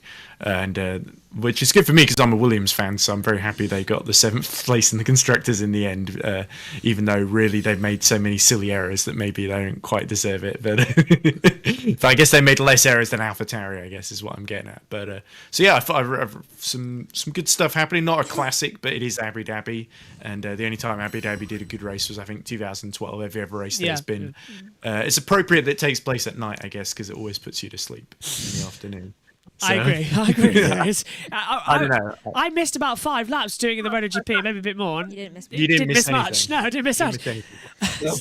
Ducati's still doing their things down there. Just me shouting at a screen. Yeah, I'll be going in a minute back when Sky come back. Omi's made his way up to the box. Omi, have you punched any more holes in your wall? Leclerc second, and it could have been a win. Well, I don't really know what to say about this F1 season. It was a really boring race. I wasn't paying attention too much other than the opening lap where it was a tiny bit exciting, and then I really just went to sleep for the rest of it. Don't blame you. Josh T, your thoughts on the race? Because we'll get through our season wrap-up in a minute as well. Best moments of the year and, of course, everything. Josh T, what do you make of it? Yeah, an absolutely, well, I was going to say amazing race. It was an amazing start to the race, and then it died off. We had the little bit of Perez being Perez, trying to catch up to Verstappen, trying not to be as bad as he is. Sorry, Perez, but not the best season for Sergio Perez this year. And Adam, your thoughts on this Grand Prix? Nice to have you here throughout the weekend. Thank you, Josh. It's always a pleasure to join you guys. And Max Verstappen, we all thought, well, could this be the weekend? Or it's been an incredible weekend, incredible start from Max, and I truly thought we'd see McLaren on the podium. Fortunately, that didn't happen, but overall, totally enjoyable Abu Dhabi Grand Prix. Thoroughly was. Megan, your thoughts up here in the comments box. How One, did you? we're dressed the same. We are. Well, we are leading. How did you find leading the commentary for the first time in a main Grand Prix? Terrifying. It was good though. I didn't mind. Stressful. Yeah, but if I'm ever ill, you're in charge. Good. Yeah. See. But it's so stressful. All right, you can have less stress now. Let's hand back over to Sky as we wait for MotoGP to wrap up. Well done to Max Verstappen. He ends the year with records for the most single-season wins in 19, most consecutive race wins with 10, most podium finishes at 21, and the highest points total of 575 of all time, and the largest championship winning margin of 290. That kind of says it all about Red Bull, but it did go right down to the wire, didn't it, for second in the end. Fred, it was Mercedes that pipped it to the post, but some smart work by Charles late on. What was the thinking behind that? Where did that come from? That was Charles? Yeah, well, Charles could have been a bit more aggressive and to try to slow down Russell. Well, did you say that to him or not? But in the other end, I think for the team, it's also important to finish on the positive tone. That to put Charles P2 on the race, and to finish like this, I think it's a first good step for next year, and I think it was a good choice. Fred, go ahead, Damon. Go ahead. No, I was going to say it was a good effort. So close, and with Carlos, you needed a safety car, I think, at the end. Where did you get one of those when you need one? Carlos had some issue with the pace today, and we had to put hard, and the only way for us was either the red flag or safety car at least to score some points. But yeah, it's a shame for this part of the garage. But I was just going to say, tactically, with regards to Carlos, could you have done anything different? Because he seemed to think he was a little bit lost out there himself strategically. The strategy has nothing to do when you don't have the pace, and I think we struggled with the pace today, that you can do whatever you want except to pray for the safety car or red flag, but it was the only way for us today. And how much of that with Carlos, without being too hard on him, how much was that a result of missing a lot of P2 because of that bump? Yeah, but at the end of the day, it's not today that we missed something. I think we had poor events during the season. I think today was a good one overall, that we were fighting with the Red Bull, the two Red Bull, and we stay 50 meters away or 100 meters away of Verstappen, the first team. But it's not today that we missed something. I think we had a momentum into the season where we were struggling much more, and we have a reliability issue. It's not just the last race that is making the championship. But overall, I will take the positive of this today, that we are improving. If you have a look, the last 3 or 4 events, we are always on the first row. We are fighting with Red Bull, and we have to keep this momentum for next year. Fred, disappointing that it was such a close finish at the end. If you were further away, it would have been maybe less disappointing. But let's talk about some of the positives this season. You're the only team to have won a race other than Red Bull. How do you sum up your first season at Ferrari? What are your takeaways? I would say that we had, yeah, first. Yeah, okay. Do you enjoy wearing red? No, but I think that the level of expectation was a bit too high at the beginning, and when we arrived to Bahrain was quite okay, but then Jeddah and so was difficult. That we had a quite tough moment at this period of the season, but then we went back, and I would say that after the break that we had a very good last 7 or 8 races, I don't know, that we were always on the first row, that we were always fighting for pole position. We fighted with Red Bull the last 2 or 3 events, and I think overall it's more on some reliability issue that we pay the price of the P2 than something else. But it's good to have room for improvement for next year also, that I don't want to be too optimistic. But when you see the last part of the season, I think we have to build up on this dynamic. You answered my question almost. I was just going to ask about back in the factory, is there an excitement about next year's car? Yeah, you know perfectly that the mood of a racing team, you have to build up on results. It's the only motivation, and we have the dynamic with us. I think that today, even if we have the deception, because we came to Abu Dhabi and it was a clear target to finish P2, we didn't achieve it, but in the other end, I think it's also probably better for us to finish P3 on the good tone than to finish P2 on the crashes of the others. But you've enjoyed wearing red. Yeah, it's good for me, no? Suits you. It suits you. Just one final one. Same question as I asked to Toto with regards to Red Bull. Not brought a lot of updates towards the end of the season. They've had the luxury, because of the gap that they've had, of being to focus on next year's car. How much of a concern is that? Do you genuinely think that there's a championship fight in it with yourselves and Red Bull next year? Yeah, I think so, because that I'm not sure that we have to develop the car, that we did a lot on the setup, we did a lot on the track operation this season, and if you have a look, we didn't bring a big upgrade for months, and the last one was the it means that and if you compare with the pace that we had in Zandvoort and the pace that we had today, almost with the same car, it means that we did a huge step forward on this. Thanks, Fred. Appreciate Thank it. you. Enjoy Thank the you. off-season. We'll see you next year. Thanks to you for the season also. No problem. Appreciate it. We'll see you in Bahrain, as we said, in February. Let's go to have a look at the penalty first, Dan, and then you can describe how it could have been so different for Ferrari. Yeah, exactly, Simon. So here it is on lap 47. I mean, I know we saw the replays at the time, but it's always nice to analyse it once again. So Perez comes down the inside. Norris tries to give a bit of room, but there's a clash there at that moment. You don't really get a true picture from the high shot of that corner, but this is a slightly better shot. So I'm just looking at the trajectory of the cars here, and you can clearly see that the Red Bull is coming a bit late, and the angle of the car is a bit straighter than really what Norris is expecting. Other thing to consider as well is the amount of distance from Norris's car to the apex curb. So he's obviously clearly felt like he's allowing in more than enough room for a car to come down the inside, and he's trying to make the corner himself as well. And he's surprised that there's contact. He probably could have stayed on the track, but you'll see from the onboard of Norris's, I think this is probably the most damning view, really, if I just play it at full speed, where he allows inside, gap on the inside, there's the hit. And I think when you look at that in full speed, it's hard to argue that the car was, because of the contact, that the car could have stayed on the racing line. It all happened so quickly. You see the steering wheel get kind of hit out of his hands. Look at the force that goes through the steering there. So I don't really buy into the fact that he was turning in to pinch Perez into the corner like Sergio thought that he did initially. I feel like Norris felt like he'd given him more than enough room.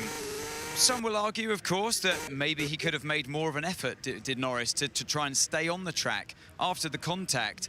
You see the steering angle. He then releases the wheel here to then decide to drive off the circuit. But I feel like when you play it in full speed, like I said, it happens so quickly that I feel without the contact, I feel like the penalty wouldn't have come. When there is contact between two cars, like Perez, it's hard to argue with the stewards that it wasn't intentional, and I feel like it's hard to avoid a penalty when you see that physical contact between the cars. That's my take on it. The penalty is probably a little bit on the harsh side, but I do understand why the penalty came his way. So without that, could have been a very different day, of course, not just for Sergio Perez's race, but for Ferrari as well. Lando Drew for. Having a look at that, Lando, you've kept that place in the Constructors' Championship as well and kept ahead of Aston Martin. How do you sum up that race today, though? Yeah, not great. I just expected a little bit more in terms of pace today, but we didn't have it, so a little bit of a shame. I was hoping just for that little bit more pace to be able to attack the guys ahead. It wasn't like they were much quicker, but just, you know, a tenth a lap, 2/10 a lap, and that was enough for them just to stay ahead. So, yeah, tough.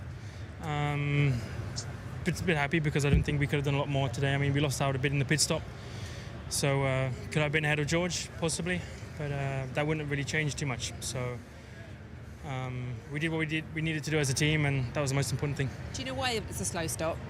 I do not know. And the moment with Checo, he got a penalty for it, for the contact. I mean, I tried to let the guy go and he crashed into me, so I don't know what he was doing. A bit careless, to be honest. We're going into the winter. What would you like the team to work on this winter? What do you think? No, look, I'm super happy with how the team have done this year. We've taken massive steps forward. Yeah, but it's clear we've got a lot of things. I think we know what we want to improve. You know, just a couple more steps of what we've done, but then some more specific things that will help in terms of drivability and ease of driving. I think we just have a very difficult car. That's why I've been making a lot of mistakes and so on. So it's like quick enough, just about on one lap, but clear then when we get to the races and when we want consistency, we just struggle a little bit too much. So those are the things we want to focus on, but there's plenty more. So yeah, we're already hard at work. We have been for many months, so I'm looking forward to it. Yourself, what are you going to work on over the winter? Qualifying. I mean, there's always little things. There's many, but there's always little things. So I feel like I took a good step forward this year, especially the second half of the season. I felt like I understood the car a little bit more. You know, it's still taken 5 years to understand, but it's changing every year a little bit, and it's still just as difficult to drive almost every year, but we're getting quicker while doing it, you know. So yeah, plenty of things to improve on. So I'll have a nice break, eat some junk food and eat some pancakes and all that nonsense, but I'm really looking forward to next year. I feel like we're in a good rhythm at the minute. The team have done a very good job, so we'll continue that and we'll come back strong. Thank you, have a good break. Thank you, you too. Sergio, if I could start with the strategy today, were you happy that you had the best strategy today and it was... So far it looks like. I don't know if the one stop was possible. Something we have to look at and review. And other than that, yeah, just happy with the whole team. They've done a tremendous job. We deserved a lot more today. I think the stewards were very poor today, in my opinion. That to me, we've seen a lot worse. I mean, we touched tire to tire. Lando cut to the corner, gained time, and I still had the penalty. I mean, from watching, our ex-drivers who watched it and analysed it said they thought you could have turned in more and made more of the corner and actually left him a bit more space. What would you say to that? Yeah, but you got to remember that when you dive from behind, when you go into the brakes late, you are not at full control of the car. Lando knew I was there. He decided to turn in. We made contact tire to tire, like I say. He got the corner, he gained time, so I just felt, in my honest opinion, that it was just a racing incident. When you look at the table, it's just gone from that screen, but you've secured second very safely now in the Drivers' Championship, and I know that's what the team will have wanted from you. But for you, what do you want to do better next year? One more better. You want to win the world title, so Yeah. what do you need to do to win that? I think we need a better base, a better consistent season. I think we went through a bit of a roller coaster this year. Next year we have a new opportunity, and to be honest, I felt like I was not totally at one with this year car. I hope that next year we can be a lot better, a lot stronger. We came back towards the end of the year. I think the last few races have been a lot stronger for us, and yeah, also we gotta give credit to Max. I think he's done the best season in the history, and he's been outstanding. So yeah, credit also for Max. Thank you, have a good winter, thanks. Okay, one more look at it so we can get Damon and Naomi's take on it.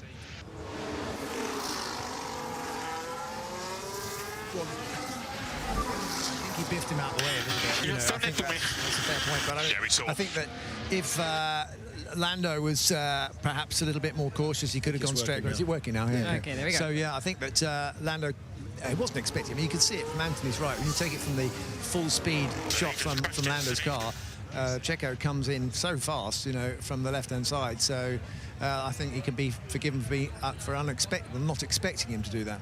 Amy?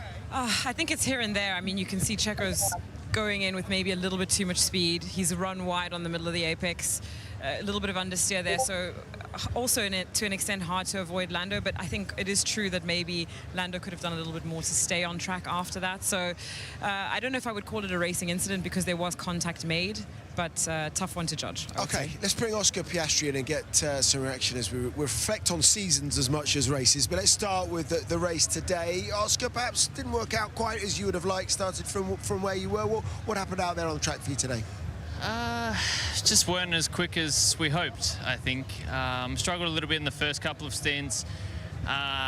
Maybe some things I could have done a bit better from a racing point of view, but I think ultimately we just didn't quite have the pace today. I think the second stint, wasn't it, in particular? I think it was sort of 18 laps, you gave away 8 seconds to your teammate. Was it just, it was just saying you just hadn't found the right, what was it, just today or the weekend in general? I think just learning to manage the tyres properly. You know, we didn't have any long runs this weekend, which never helps. Of course, it's the same for everyone, but not having raced an F1 car around here, I think it obviously hurts a little bit. So I think by the last stint, I was starting to get it. It was starting to click a lot more. I think the last stint was quite strong. So nice to end the year on that kind of note. But yeah, just ultimately not quite as quick as we wanted. Oscar, you never really looked that rattled, and I know you're a tiny bit disappointed perhaps right now, but I mean mostly you keep an even keel. This year, has it been overly stressful? How have you felt Formula One has treated you? It's given me a few sucker punches, but it's given me some good moments as well. It's been a very busy season. You know, I don't want to say underestimated because I knew it was going to be tough, but you never quite know how difficult it's going to be until you get stuck into it. So the last couple of months, you know, physically, mentally, it's been a difficult few months, but no, definitely it's been a good season, some real highlights, so I've enjoyed it a lot. Will Mark go through your season with you and go, you know, mate, we need to go through a few things here, and whether I want to or not, yes, we definitely will. No, he's been, you know, incredibly helpful through the year. You know, I think he gave me a much better understanding of what I was about to go through at the beginning of the season. Maybe, I don't even think he could have predicted the sort of roller coaster we would have had as a team, but no, he's definitely been a great help, both with my driving, with all of the off-track stuff that's involved now in F1. It's been great to have him in my corner. If it's any consolation, I think he's more exhausted than you are. Oscar, I think I've decided I'm going to start calling you the rookie extraordinaire. You've had many impressive rookie seasons in your career, this one included. I'd love to know what have been the biggest learnings for you this year. And also, you know, we talk a lot about how you may be putting some pressure on Lando and how that as a whole can be healthy for the team. So what's that relationship been like for you? And also, yeah, what are your learnings? Yeah, it's been a really good season on the whole. It's going to be a bit weird going to next year not being a rookie. It's been like 4 years since I've been able to say that. So, yeah, we'll see what we can do. I definitely know a lot more now than I did at the start of the year. I think for me and Lando, we've worked really well through the whole season, through the lows of the start of the year and the highs through the middle and end. So, you know, I think we've been pushing each other through the whole season. I feel like over one lap, we're quite a good match for each other. In some of the races, he's still had a bit more than me, and I'm trying to work on it, but hopefully that comes with a bit more experience. It's a great start. I mean, we were just talking about it. You're the first rookie since Lewis Hamilton in 2007 to get multiple podiums. There's that to look at. You've finished inside the top 10. It's been a great year for you. There's no doubt about it, Oscar. I just wonder when Naomi asked Lando about whether he believes there's victories in McLaren next year on the trajectory we've got at the moment. Do you think there's possibilities for you next year? I sure hope so. We're very close. In certain tracks this year, we've been incredibly close. You know, Qatar was a little glimpse. You know, we had one opportunity to try and win some kind of race for the year, and we managed to pull it off. So I feel like we're very close. You know, we've been pleasantly surprised at some of the tracks we've been quick at through the season. You know, especially through the American triple header, we thought we would struggle much more than we did. So some positives there. Obviously, this weekend has been in the race a little bit more difficult than maybe we expected, but yeah, I think victories are not too far away. All that, and Australia beat India in the Cricket World Cup final. I know Karun will be watching. You've been winding him up, so they one in the eye for Karun again. Exactly. I heard that he didn't come this weekend, so he didn't have to wear an Australian jersey. That's right. He was absolutely so gutted. Top man, thanks. Thank you very much. Enjoy your Cheers, off guys. season. Appreciate Well it. There we go. Sorry, Karun. When we come back, we'll finish things off in the next couple of parts. and more reaction to Max Verstappen's 19th win of the year. Right. So, Joshua is doing something. Oh no, I know what he's doing.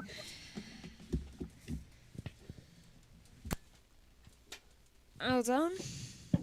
Well, what a season that was. And we're about to wrap up the season here on JB Motorsports. You can just see Josh getting ready. But wow, an incredible season. Max Verstappen, unstoppable this season. Will it go into next year? We will have to find out in 97 days' time. So, Adam? Well, we're here. Hello. Sorry, I'm just giving Megan a new mic. You'll see when we come up. Does this mean that I'm the Sith and you're the Jedi? Well, I decided that we've had that one. We've got these mic covers here. These are made by Luke Easton, Kicking Clothing, and he did this. And Megan hasn't been here this year to use hers. But we wanted blue, another one of these, but we don't want to get one because they're doing that. So Megan's Does got this red. mean that I'm the Sith and Well, you're the Jedi? Because that fits. I'm thinking of getting another one in triangle in red for that. So that's just like a demo run for you. But there you are. Can everyone hear her? Okay. Yep. Yep. Good. Absolutely beautiful. Excellent. So let's do the worst impression of a band ever, as we call it. 1, 2, 3, 4, 5, 6. So there's 6 of us. So Matchstick 6. I don't know. I wanted to have S Club. I wanted to have JB7 or S Club 7 or something like that, but never mind. Sempthor's not with us at the moment, and we've got a few other guests joining us for some things as well throughout this one. But let's get everyone's thoughts on the F1 season first of all, and I'll start with you, Megan. Over-dominated. Yeah, over-dominated. But what did you make of it in total? What was your overall take? Certainly had some dramatic moments and was very good. Though it was frustrating, I would say, because of how much Red Bull dominated. And I still maintain the thought process that I think there was cheating involved. Adam, coming to you. Oh, sorry, Josh T, go on. Sorry, just quickly, I found out what the pit stop infringements are about. Go on. A representative of each team is required to report to the stewards at 19:45 local in relation to an alleged breach of Article 34.13 of the FIA Formula 1 sport regulations by your team personnel during today's race, and it is used of appropriate eye protection. All teams are going to the stewards. Wow. So it's not going to affect the results then if it's all teams, but that's insane. It was too dark, and they all took the goggles off. That was what undid for them. Now, would they use? That's it. I never heard of that one. Okay. Adam, turn back to you. What did you make of the F1 season? Well, I will say that it was complete domination for Red Bull and Max Verstappen. Talking that Mercedes didn't win this year, I thought they would. I was really impressed with the McLaren team, Oscar Piastri and Lando Norris. I think next year they will win. And I think, and to me, I think Felipe Drugovich deserves to be Fernando Alonso's teammate other than Lance Stroll, because we all know why Lance Stroll is there. Yeah. So, I was looking forward to preseason testing in February, and then the season opener in Bahrain on a Saturday, which is going to be quite interesting. So, to rest and relax and rejuvenate and get ready for 2024. And one more thing, I will say, one of my favorite memories of the year was calling 2 races from the British Touring Car Championship, a series I've watched for a long time, and calling the extremely chaotic Formula E race from Portland with you, Josh. I think those are some of my favorite moments of 2023. jumped the gun there, but we'll get on with that. Yeah, I agree. What a great couple of things as well. That Formula E race was the race that nobody ever wanted to win. Ed, what did you make of the F1 season as a whole then? It reminded me of one of the very, very first Formula One seasons that I watched, Josh, which was 2002, where Michael Schumacher completely dominated for Ferrari. And there were only occasional times where, like, say, either Coulthard or Ralf Schumacher would sneak a win, or Juan Pablo Montoya. They very, very rarely were able to get a win in there. And I think Schumacher wrapped the title up by Magny Cours in July, I think, that season, which was with at least 6 races left to go. So Verstappen definitely matched or maybe even beat that, possibly, considering we had more races by a long margin. There was 16 or 17 races back in 2002, and now I think we've got more than 20, haven't we? How many did we have? 20 this year with Imola being cancelled? 22 in the end, because it was supposed to be 24, but we lost Imola and China. So next year it's 24. So many races, they all kind of merge into one race after a while. Yeah. But yeah. So yeah, I think can't really take anything away from Max Verstappen because his performances were superb, but a lot of situations he was put in where he shouldn't have won, and he somehow snuck a win anyway. Which is always a sign of a great champion. And everyone else was sort of trying to get the best out of the equipment they were lunked with, really. I think, Megan, if Red Bull are cheating, then I think the cheat is called Adrian Newey and the rest of the team at Red Bull that works under him, that's worked there for so long, that knows all the tricks by this point. Yeah, so... I think they're too smart, too clever by half, and we need to sort of turn the intelligence meter down a little bit rather than a cost cap. It should be an intelligence cap. Should. That's what I really think we need in Formula One. It's like chess. Because the engineers are too smart, they're too good at using the cost cap, but they give them a tiny amount of budget, they'll be able to make the fastest F1 car with a bit of glue and some strings. So, but anyway, I agree. I have to say, I was really impressed in the final half of the season by AlphaTauri. It seemed that once Daniel Ricciardo got in that car, Yuki Tsunoda's performance is really, he upped his game, as we saw today in Abu Dhabi.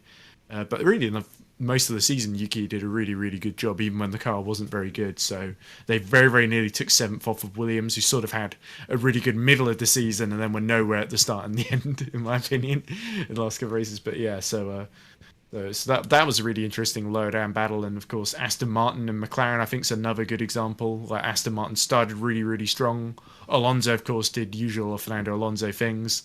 Lance Stroll recovered well from his injury, had a few good races, but overall was a little bit in arrears and had that horrible sequence near it was like Spa, Singapore, Qatar sort of time where he was having a series of really, really bad races in a row. But he got on the second row in Brazil, didn't he? And drive there, so he's not completely forgotten how to drive. It's just that he's, as people said, he's a little bit inconsistent, and someone like Felipe Drugovich probably has a little bit more consistency in that sort of raw talent there. But if I were Felipe Drugovich, I'd probably go to World Endurance Championship or Formula E, because you got a better chance of actually getting to drive there than just doing what Oscar Piastri did last year, where you just sit on the pit wall and watch everyone else have all the fun. But I imagine it's a waiting game, and there's all sorts of politics going on behind the scenes at a lot of these teams. But anyway, where was I? McLaren and Aston Martin. I think McLaren, who I've infamously always hated McLaren, but fair play to them. They had a horrible start to the season, and then despite all that Saudi money that's no doubt funding whatever's going on there at Woking, they did a really good job in the second half of the season with their their B-spec car they bought in. Yeah. It was where pretty much almost every component bar the driver was different. but yeah, and great to see Oscar Piastri have a brilliant rookie season, because that was long overdue. And Oscar, as I alluded to, had to wait a long time to get his chance, and he was pretty much level. If anything happened to Lando, he was right there to take advantage. And he did in Qatar. Yeah, so including getting that sprint win as well, which certainly people are saying, Oscar Piastri, best rookie since Lewis Hamilton. Well, Lewis Hamilton never won a sprint race, so he has got that over him. Just that tiny little delay. Anything else that comes to mind before I stop talking? I don't know, it was just some good drives from Alex Albon. It was great to see Williams be a bit more competitive. Logan Sargent, I figured they were going to keep him, they would have re-signed him by now, so I don't expect them to do another season of Logan Sargent, which is a shame, because I think he had his moments here and there, but you really saw it. There are a lot of races where he just went AWOL and completely disappeared. A lot of sessions where he just couldn't keep it within the white lines. And I think it was that quality session yesterday where Williams really needed him up there, and he just couldn't quite get it into Q. Couldn't even get a clean lap on the board at all in Q1. And I think that probably spells it's that makes the difference. We saw it with Perez as well in Q3, where he blew an easy second row, I think, by just completely going off track. I think it was at turn 1, same place that caught Logan Sargent out. So yeah, lots of ups and downs this season. Ferrari, Sainz was really inconsistent as well. Had a lot of good drives, a lot of horrible drives like today, and a little bit bad luck in there as well. But great to see him get that win at Singapore, which is probably my race of the season. If I was to pick one. Yeah. Although I think my qualifying section of the season will probably be Monaco. Also, honourable mention to Liam Lawson, who I thought had a really, really good cameo appearance for like 3 or 4 races. And I really hope we see him in Formula 1 again, because I think he's too good a talent just to let go and do World Endurance Championship for another few years or whatever. I want to see him in Formula 1 ASAP. I think that's Lawson and Tsunoda will be an interesting He's got lineup. more points than Yes, he Nick de does. Vries did, or Sargent currently does. Yeah, that's very, very true. Very, very true. Well, unless Sargent has a load of people disqualified in front of him, I think that's going to still be the case, Megan. Okay, let's go over to Josh G. Then, what's been your moment of the F1 season? We'll get on to moments of the JB season in a few moments' time, because we're going to hear from a couple of them who sent in some videos as well. But Josh T, your moment of the F1 season. 2 words. Oscar Piastri. Yes. An incredible season. Sprint winner. 2 podiums. And Oscar Piastri, just like Lando Norris, he's here for a long time. And I am going to say, I've said it before, but I will say it here. McLaren are going to be back in a big way with Lando Norris and Oscar Piastri. Drivers' championships, maybe even a constructors, but maybe 2026 with the Vex chains. We will have to see. Moment, I think it's going to have to be, well, you can see the McLaren fanboy coming out in me. Let's hope Bahrain is cancelled next year. They never go well then. Yeah, I think it's just the change from McLaren.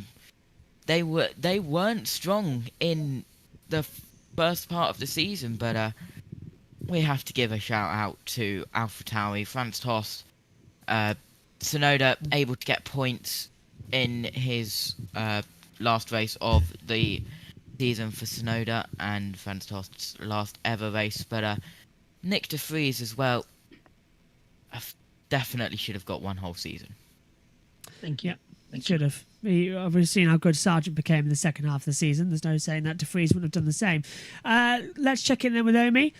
Your moment, please, of the F1 season. It's very hard for you as a Ferrari fan, but it's got to be Singapore, surely.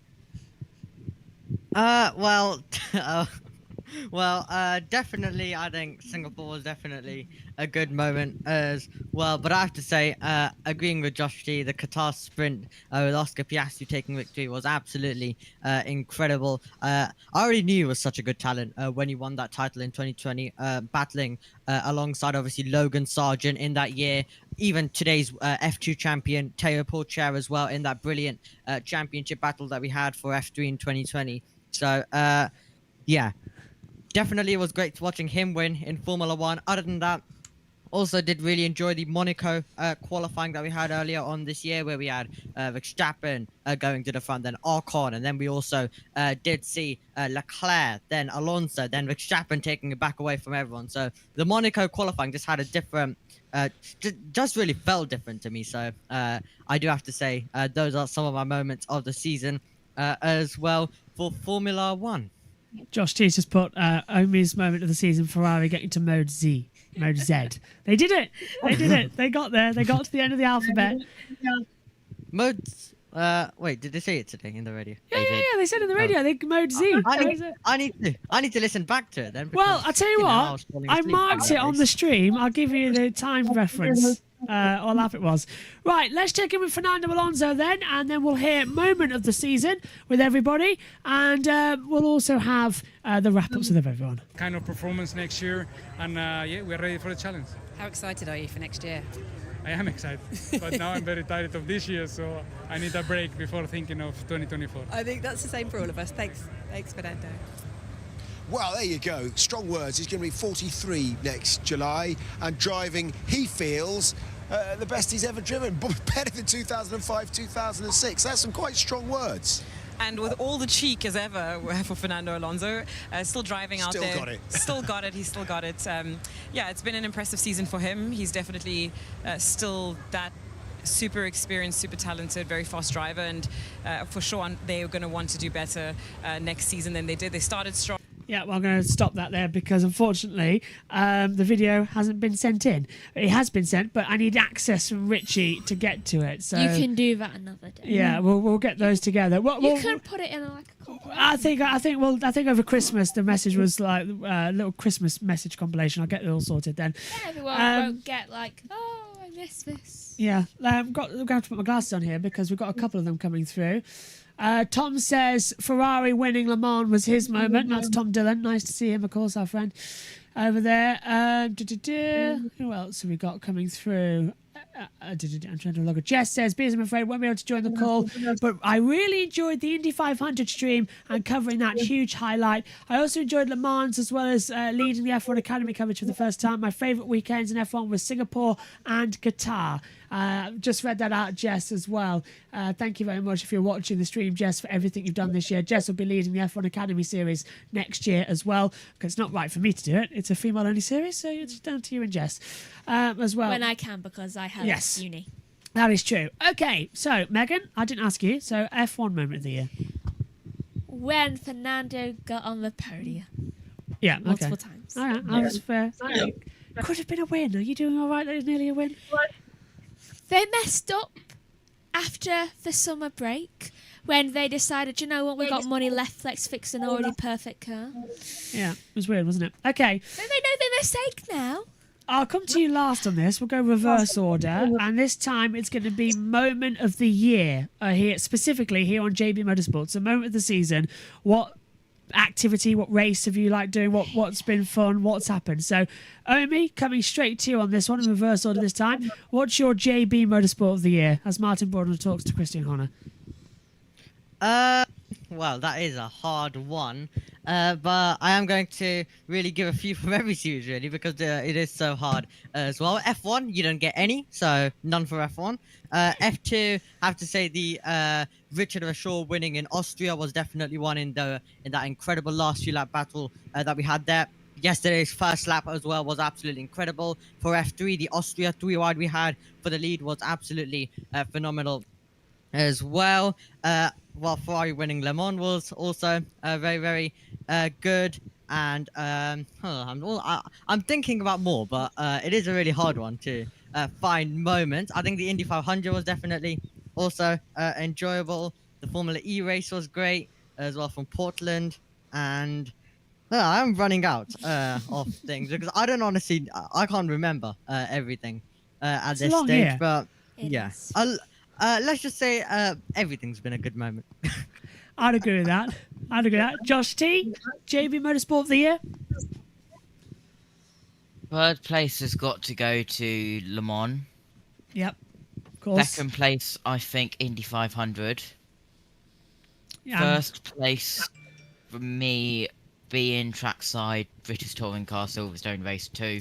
That was worst epic. moment of the season, having to replace my sound mixer because the weather was not happy with me at Brands Hats Media Day. Yeah, I did tell you not. Why did you take the bus mixer? I don't know. I don't know either. There's no way to plug it in. All right, Air Tanta, what about you from this year across the series? What's been your moment? I mainly did Formula E, but I did cameo in a couple of F1 races. I think easily my worst moment of the year is probably the red flag at Brazil causing me to miss the end of the Alonso Perez battle for third. Yeah, that was annoying. A bit embarrassing for me because I think Jess had to leave at the same time, so I think you and Omi and Josh were sort of left on your own. Quickly changed it all around. I could probably have maybe swung it by making him wait a few minutes, but it would have been awkward. Dinner at the dinner table. Best moment, I don't know. I think it's a tie between getting Mark Preston on for the round right at the beginning of the season in Mexico. I loved having him around, all the stuff we did with Mark and Keith Mount from Techeetah. I thought we got a lot of really interesting insight from them. And also, I think Cape Town, the race with those brilliant overtakes by Antonio Felix da Costa on Nick Cassidy and John-Eric Verne at that really fast corner that was reprofiled at the last minute. Sad we're not going back to Cape Town next season, of course, but we still got a load of great circuits to look forwards to. And also, I remember we did that commentary. It was you, me, and Tom, and you were commentating in front of a towel rack at one point, which I thought was quite funny. Hunched in like that. It was really bad. Yeah, I know there's all the love for Portland, and I think that's great. I think Portland's a brilliant track, lovely city, but everyone at Formula E Zone that I talked to really hated that race. And to be fair, my thing is I can barely remember what happened in it, other than everyone swarmed around each other like flies, and we're really lucky we didn't get like an aerial crash. We got like Nico Muller had a bit of a lucky escape at one point, and I think the Nissans hit each other, and then somehow Nick Cassidy won and just beat Jay Dennis at the end, and somehow Nick Cassidy won could be the ending sentence of a lot of races this year, I think, from Formula E. But yeah, very deserving champion, Jake Dennis, and I've already got the 24 livery all sorted. But anyway, so yeah, that's all I can think of. I think I've had a lot of fun, and I've also enjoyed commentating with you outside in the world of virtual motorsport as well, Josh, of course. So I'm sure may that continue. It will be, and I'm looking forward to it as well. I'm looking forward to a lot more partnerships with you, Ed, of course, a lot closer than anybody else, because we get going in January on the 13th in Mexico again. 13th, yes. So Viva Mexico. So me and Ed will be back already, and I'm sure we'll drag some other people, some guests on as well. Nobody like Mark Preston or whatever. Yeah, we'll try. I really hope. That was great, actually. Adam, hello. What's been your JB Motorsport of the Year? Because first full year you've actually done with us throughout everything. It's been brilliant. I think my favorite moment of the year was calling the two races Knock Hill regarding the British Touring Car Championship, a series I grew up watching. I remember Ricard Rydell and James Thompson and all the drivers competing back in the day. The Vauxhall Vectras, the Ford Mondeos. Obviously covering the Portland Prix with you, Josh, was pretty cool. I think that was one of the craziest races we called all year long together. Calling a lot of IndyCar races with you. Looking forward to doing that next year. And you and I were on a couple NASCAR races on USRN together. So we were on the call of the Daytona 500 on USRN, which was really, really cool. I even covered MotoGP race for the first time ever in Australia. So, I can say I've had a wonderful time, here with you guys. Being the only American here is kind of cool for me. So, looking forward to a lot more races covering in 2024 and beyond. I can't wait. It's been a great year. Just going to the chat before I ask you, Megan. We've got from Simon Brown saying, you should all be very proud of yourselves for a wonderful season of commentary and information. Thank you all for your hard work. It's very much appreciated. We thank you as well. You did about 8 races. You did, yeah. But you were there for a lot. Your information, Ed, is always on point. You always catch me out on things that I miss as well, so it works really well. Synthol says, can't join right now. Thank you guys so much this season. I've gotten really busy still. I'm in the second half of the season. That's why I haven't been able to join as much.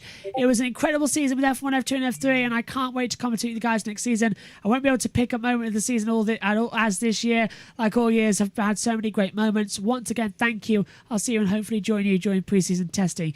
Synthol, my thanks to you for joining us again. It's been absolutely crazy. Right, Megan, moment of the season, please, because I've got one suggesting that I get through commentating on Grand Prix using crack. I think was something during Mexico that I think was highlighted quite much. And all out of whack. And then he said all out of crack. I was like, there you go. And that's it. That's how you get through commentaries as well. So you were quick on the marks then, Megan. But how are you? I am fine, but my moment is finding out about the soundboards existing, coincidentally. Yeah.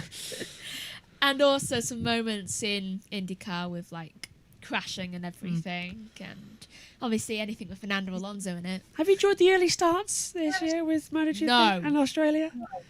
No, nothing? No, you're lucky that I didn't throw something at you. Okay, fair dues. I would have repeated what I used to do when I was a toddler. Yeah, you meant wooden Oh bricks. my gosh. What's one race that you think that was really good? Is there any race that you thought this year that was really fun to commentate on? I mean, in F1, there was one, but I can't remember the name of it. It was around Hungary. Belgium. That was a sprint race where it rained and everything blew up. It might have been, yeah. So, Belgium, basically. There was also this one other race which I found so hilarious because it had so many people crashing at one corner. Which one was it? What series? It's the Formula E race. Oh, Rome.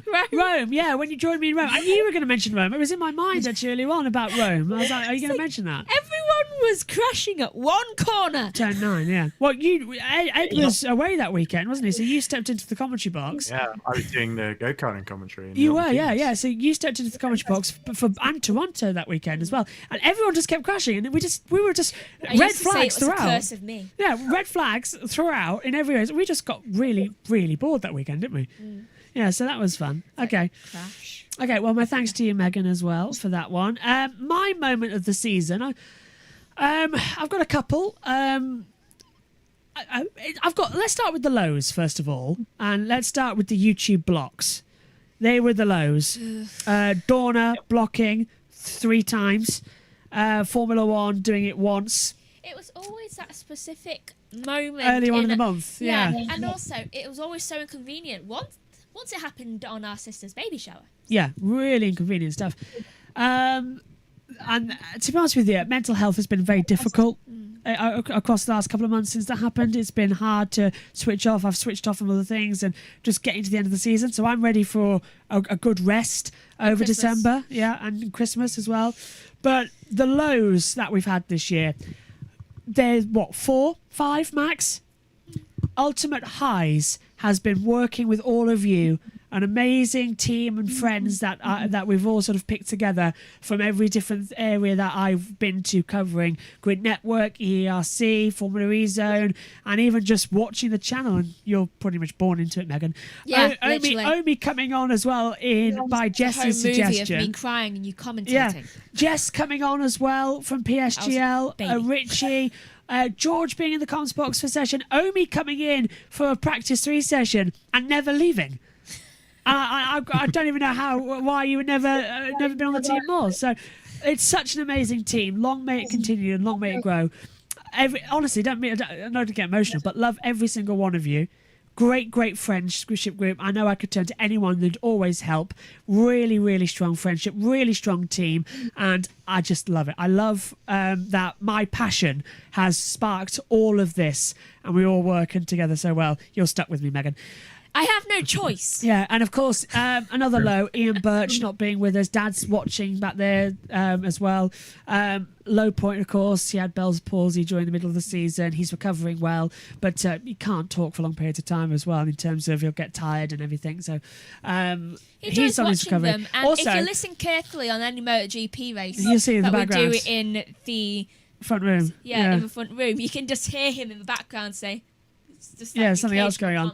Plus, also, he'll be rubbish in the commentary box at the moment because he's going blind with his eyes. He's getting better, but his reaction to the Bell's palsy, he can't see properly. So he'll be hopefully back with us next year for a couple of races. He's recovering well, but it has missed him in the commentary box. He's going to gloat now if he's watching that. But it has been weird, like the special moments, it's not been there.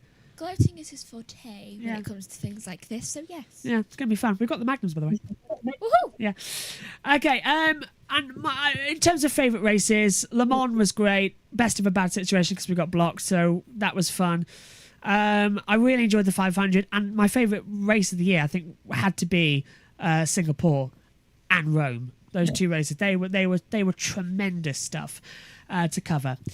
Okay, that about does it for 2023. All wrapped up, all done and dusted. As I've now got a phone call, I can't answer. I'm on air. Okay. My thanks to you, Adam. My thanks to you, Ed. My thanks to you, Josh T, for so much this season as well. Josh T's been our producer. We call him the producer. So much behind the scenes as well, making sure we're all on task. Omi as well, stepping in so many times at the breach. These two really are the mainstay. They've done more than me this year, and that's no joke. They've been in sessions I haven't done, so well done to you two. Ed, I can't wait to be back with you in Formula E, and of course, Adam will be joining us for some NASCARs and for all of IndyCar next year. To Jess, to Richie, to Omi, to Tom as well, to Matthew Owens, Matt White, Joe Samiego, Julia as well, and everybody who has been on the team this year to make it possible. Thank you so much. And of course, we started this year on 850 subscribers. We end on 2,563 subscribers. I can never be more thankful than that. We've just had the MotoGP races this weekend with 26,000 viewers at once. Was our biggest ever. It's the biggest honour we could ever have. Thank you so much for all your hard work this year. Thank you to all of you for watching us. We'll be back Tuesday. We've got our MotoGP coverage for the postseason test, but we'll be back January the 13th for the first race of the year in Formula E in Mexico. Thank you all so much for joining us this year. We're going to sign off and have Christmas. Bye-bye.